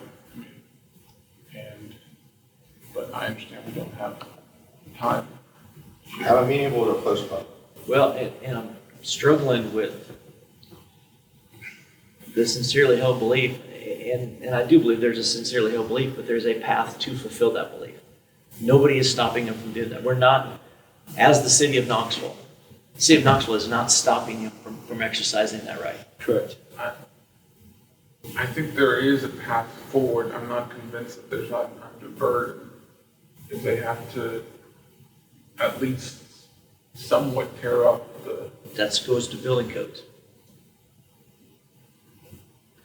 But the Why burden would has you- to displace people as well. Right. That are currently housed there. Well, all renovation displaces people, though. If I'm just buying a piece of property held in my LLC, I renovate it, I'm displacing people.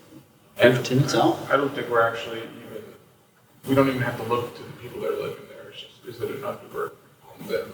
What is the? Substantial. Substantial, thank you, sorry. So what is the?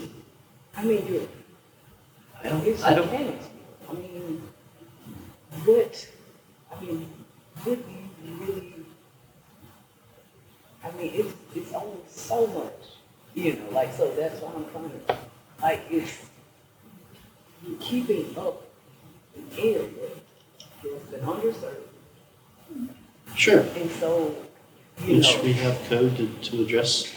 and people want to stay there, people want, but. And we have codes to. Have a meeting, we'll postpone. Do it within the code. I'm trying to understand what you're saying a little bit more about the substantial. So,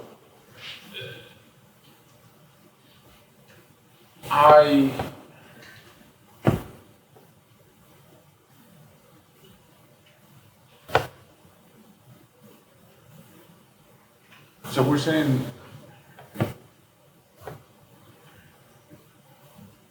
saying there's a path forward. Yes. Right. Yes. Will that path forward impose a substantial burden, a high hurdle, difficult threshold through the changes they want to make to the property to exercise that path forward? Okay? So minor delays, difficulties, expenses, mere inconvenience, that doesn't count, right? Substantial delay, uncertainty, and expense due to the imposition of the regulation. I don't think it's And a I minor think- inconvenience. Well, and I think by definition, it's, are you gonna follow the code or not? It's kind of where I'm going back to. It's, and that's where I'm struggling with it. What do you mean by that? I mean, I think one's a duplex, one's an ADU, and there's two different sets of rules. Yes. Okay. So you miss one set of rules because you go down this road, and it costs less, and you get done quick. And using, well, Yes.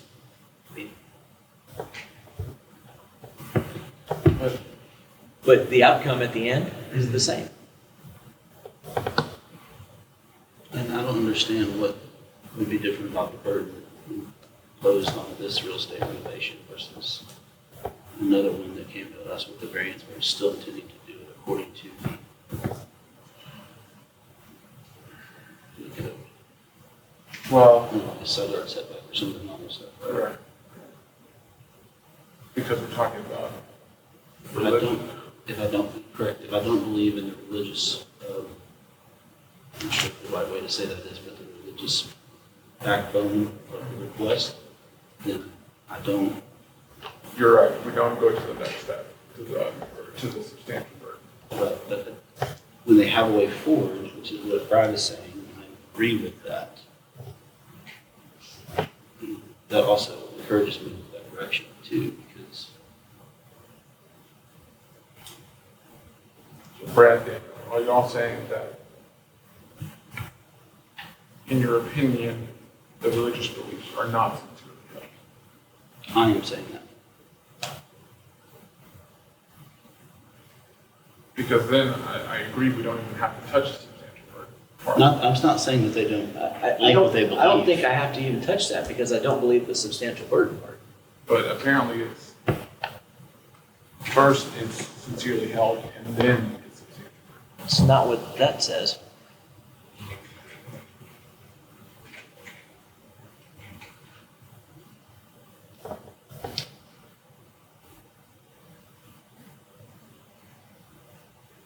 Where? Case law. Case law sites determine whether the applicant's beliefs are sincerely held and the regulation is a substantial burden. It's an and. So if it isn't one, it's not the other. That's And true. it doesn't matter which one comes first. That's true. But understanding I agree with what you're saying, Brad, but when I read the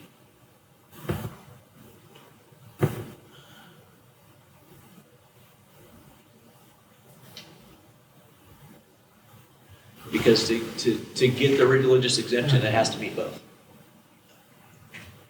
And Peter's determination says it doesn't meet the burden of proof for both these items. So I can think what I want all day long about the one, if I don't meet both. You can think all day long about the one, but if it doesn't meet both, it doesn't meet either. I was kind of thinking about it in order, to be honest. Me too. But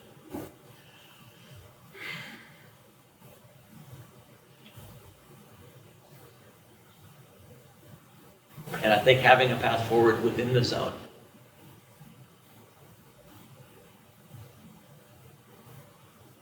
provides that path.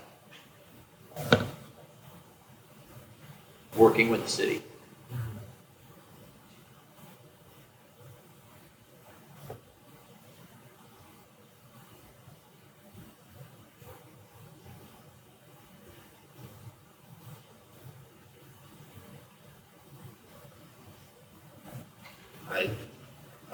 I see this as a business strategy that I did not see. And again, I may have made a poor determination before.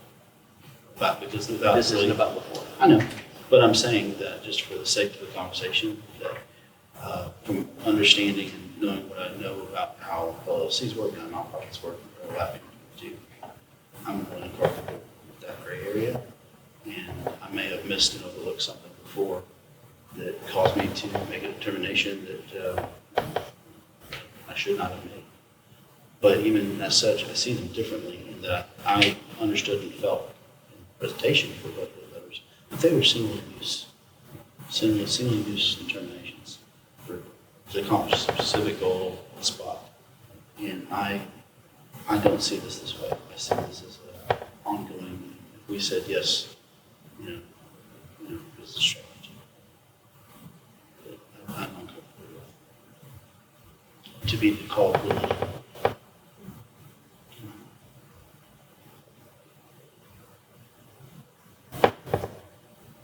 So haircut's religious. I think that's what I'm saying. They're two separate things. But I just want to make sure it's not policing nonprofits coming in charities. It's not like, okay, one that's background. It's not. And we're picking and choosing which ones that we, It has nothing at all to do with that. so we're clear, it's not because it's. I don't know. No, why- Give money. Marlowe Charities has a path forward to be able to do this. Right. And they should move forward on that path. With exactly what they want to do. They've got a very clear path forward. So what was the path forward for care? 'Cause they had- I'm not talking about care cuts. I'm not talking about care cuts. That was 3-4 months ago. And that's what's making it so difficult, it's feeling Well, like. no, I mean, but from my opinion, I can directly answer your questions. Yeah, that was religion in my mind, and would qualify under this for that particular thing in that particular place, at that particular time. I do not think that this applies the same. I think they are two different things. It is apples and oranges. So if they told us they're religious, and these people told us they're religious. so Correct, we say but I they're can not determine in religious. my own I'm not mind. saying that. I Right. never once said that. They can- I have never, ever said that. In Right. any of this conversation, I've And they never can, once said that. but I am, and I think that they can sincerely hold their own beliefs, but I am not, but I don't think that's the standard that I'm held Now to. we're questioning But that, well, I'm not. I'm actually going to the second part of that, that there is a path forward that allows them to practice that belief. Whether it's being a Catholic or whether it's being a Druid, just like Belly had said, there is a path forward in allowing them to practice that belief. So if you honest, if we have a charity that comes in, same concern, just like CareCut, just like Marlowe Charity. And we'll evaluate I it will on its evaluate own at that merits. time. I'm not gonna make any Is promises it gonna about be the what, future. the old United Way's behind it, when the city's behind it, is it gonna be a different scenario? We'll evaluate it on its We'll merits, evaluate at that time, for that circumstance, in that time, in that place. just like we're doing this. Yep. Probably take just as long.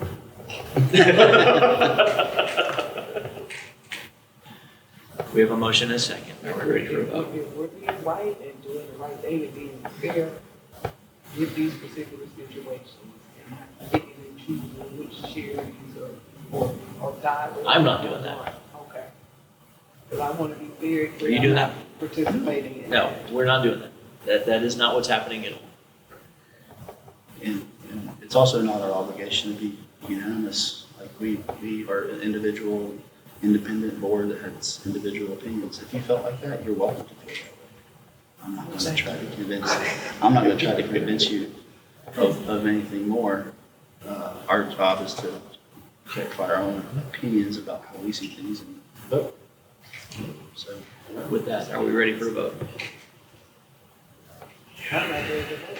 I'm ready. But we gotta get it done. We do have to come up with a decision, one way or the other. It can be a yay or it can be a nay. Y'all are making some good points. Oh, do you want to discuss it further?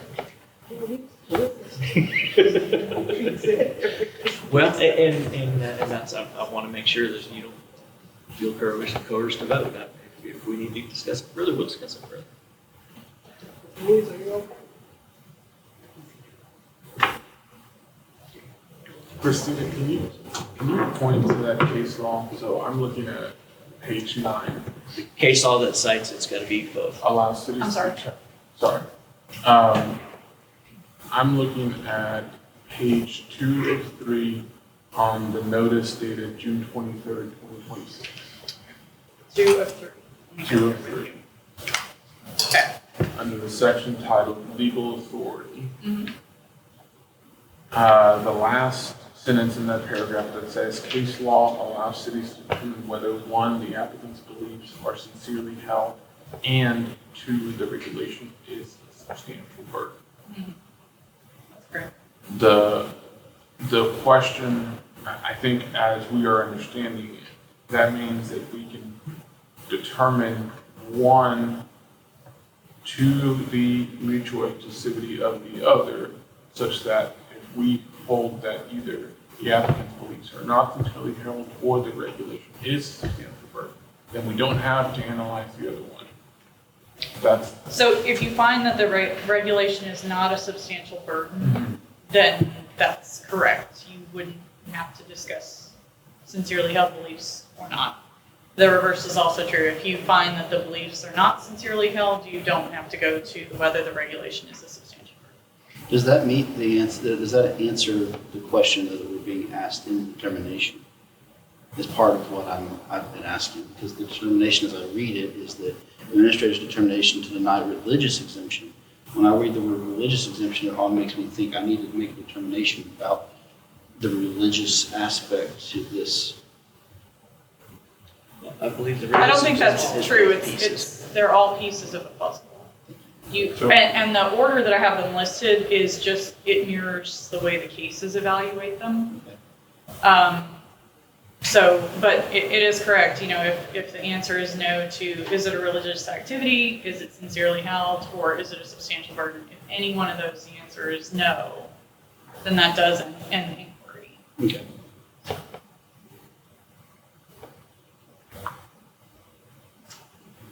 Okay, I'm ready.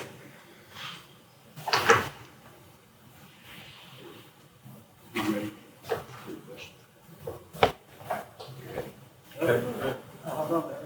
For the record, I'm troubled by the substantial burden piece. That said, already on the record is that Marlowe Properties and Marlowe Charities work together. And it seems that Marlowe Charities works with Marlowe Properties to make properties better, develop them. This isn't a charity standing alone, as has been said. And so I think the substantial burden piece is lessened. I just wanted to say that. And in my thoughts as this has evolved a little bit, I don't believe that Marlowe Charities has to do anything above and beyond what any other person would have to do to be able to develop that as a duplex. Which is allowed by right. I would agree with that. And so I don't think there's anything substantial being asked of them that they wouldn't be asked of anybody else. Yes, I agree with that. Because there's a path forward. I don't think we're discriminating against Marlowe No, Charities. I don't believe we're discriminating against it at all. I would agree with that.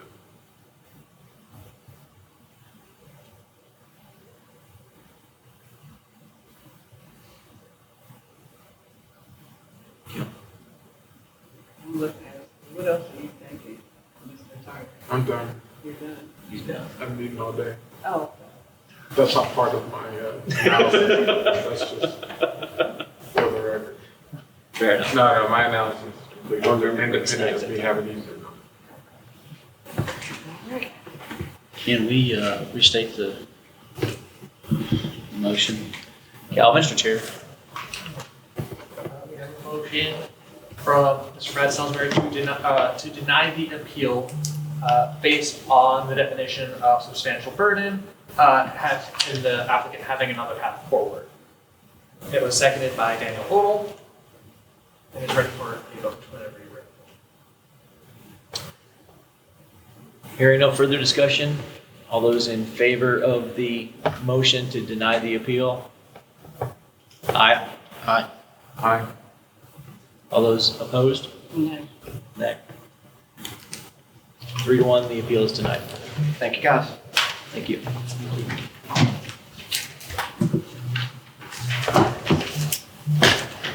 With that said, No. Oh, yeah. The minutes. Sorry, now- Kim. yes, we're not done That yet. came up before you got here, and we needed you to be able to vote on that. Yeah. So with that said, do I have a motion to approve the minutes from the June 16th meeting? Motion. Second that motion. Motion to You went there. approve. Sorry, you're right. Motion approved. Second. Motion and a second. All those in favor? Aye. Aye. And with that, this meeting is adjourned.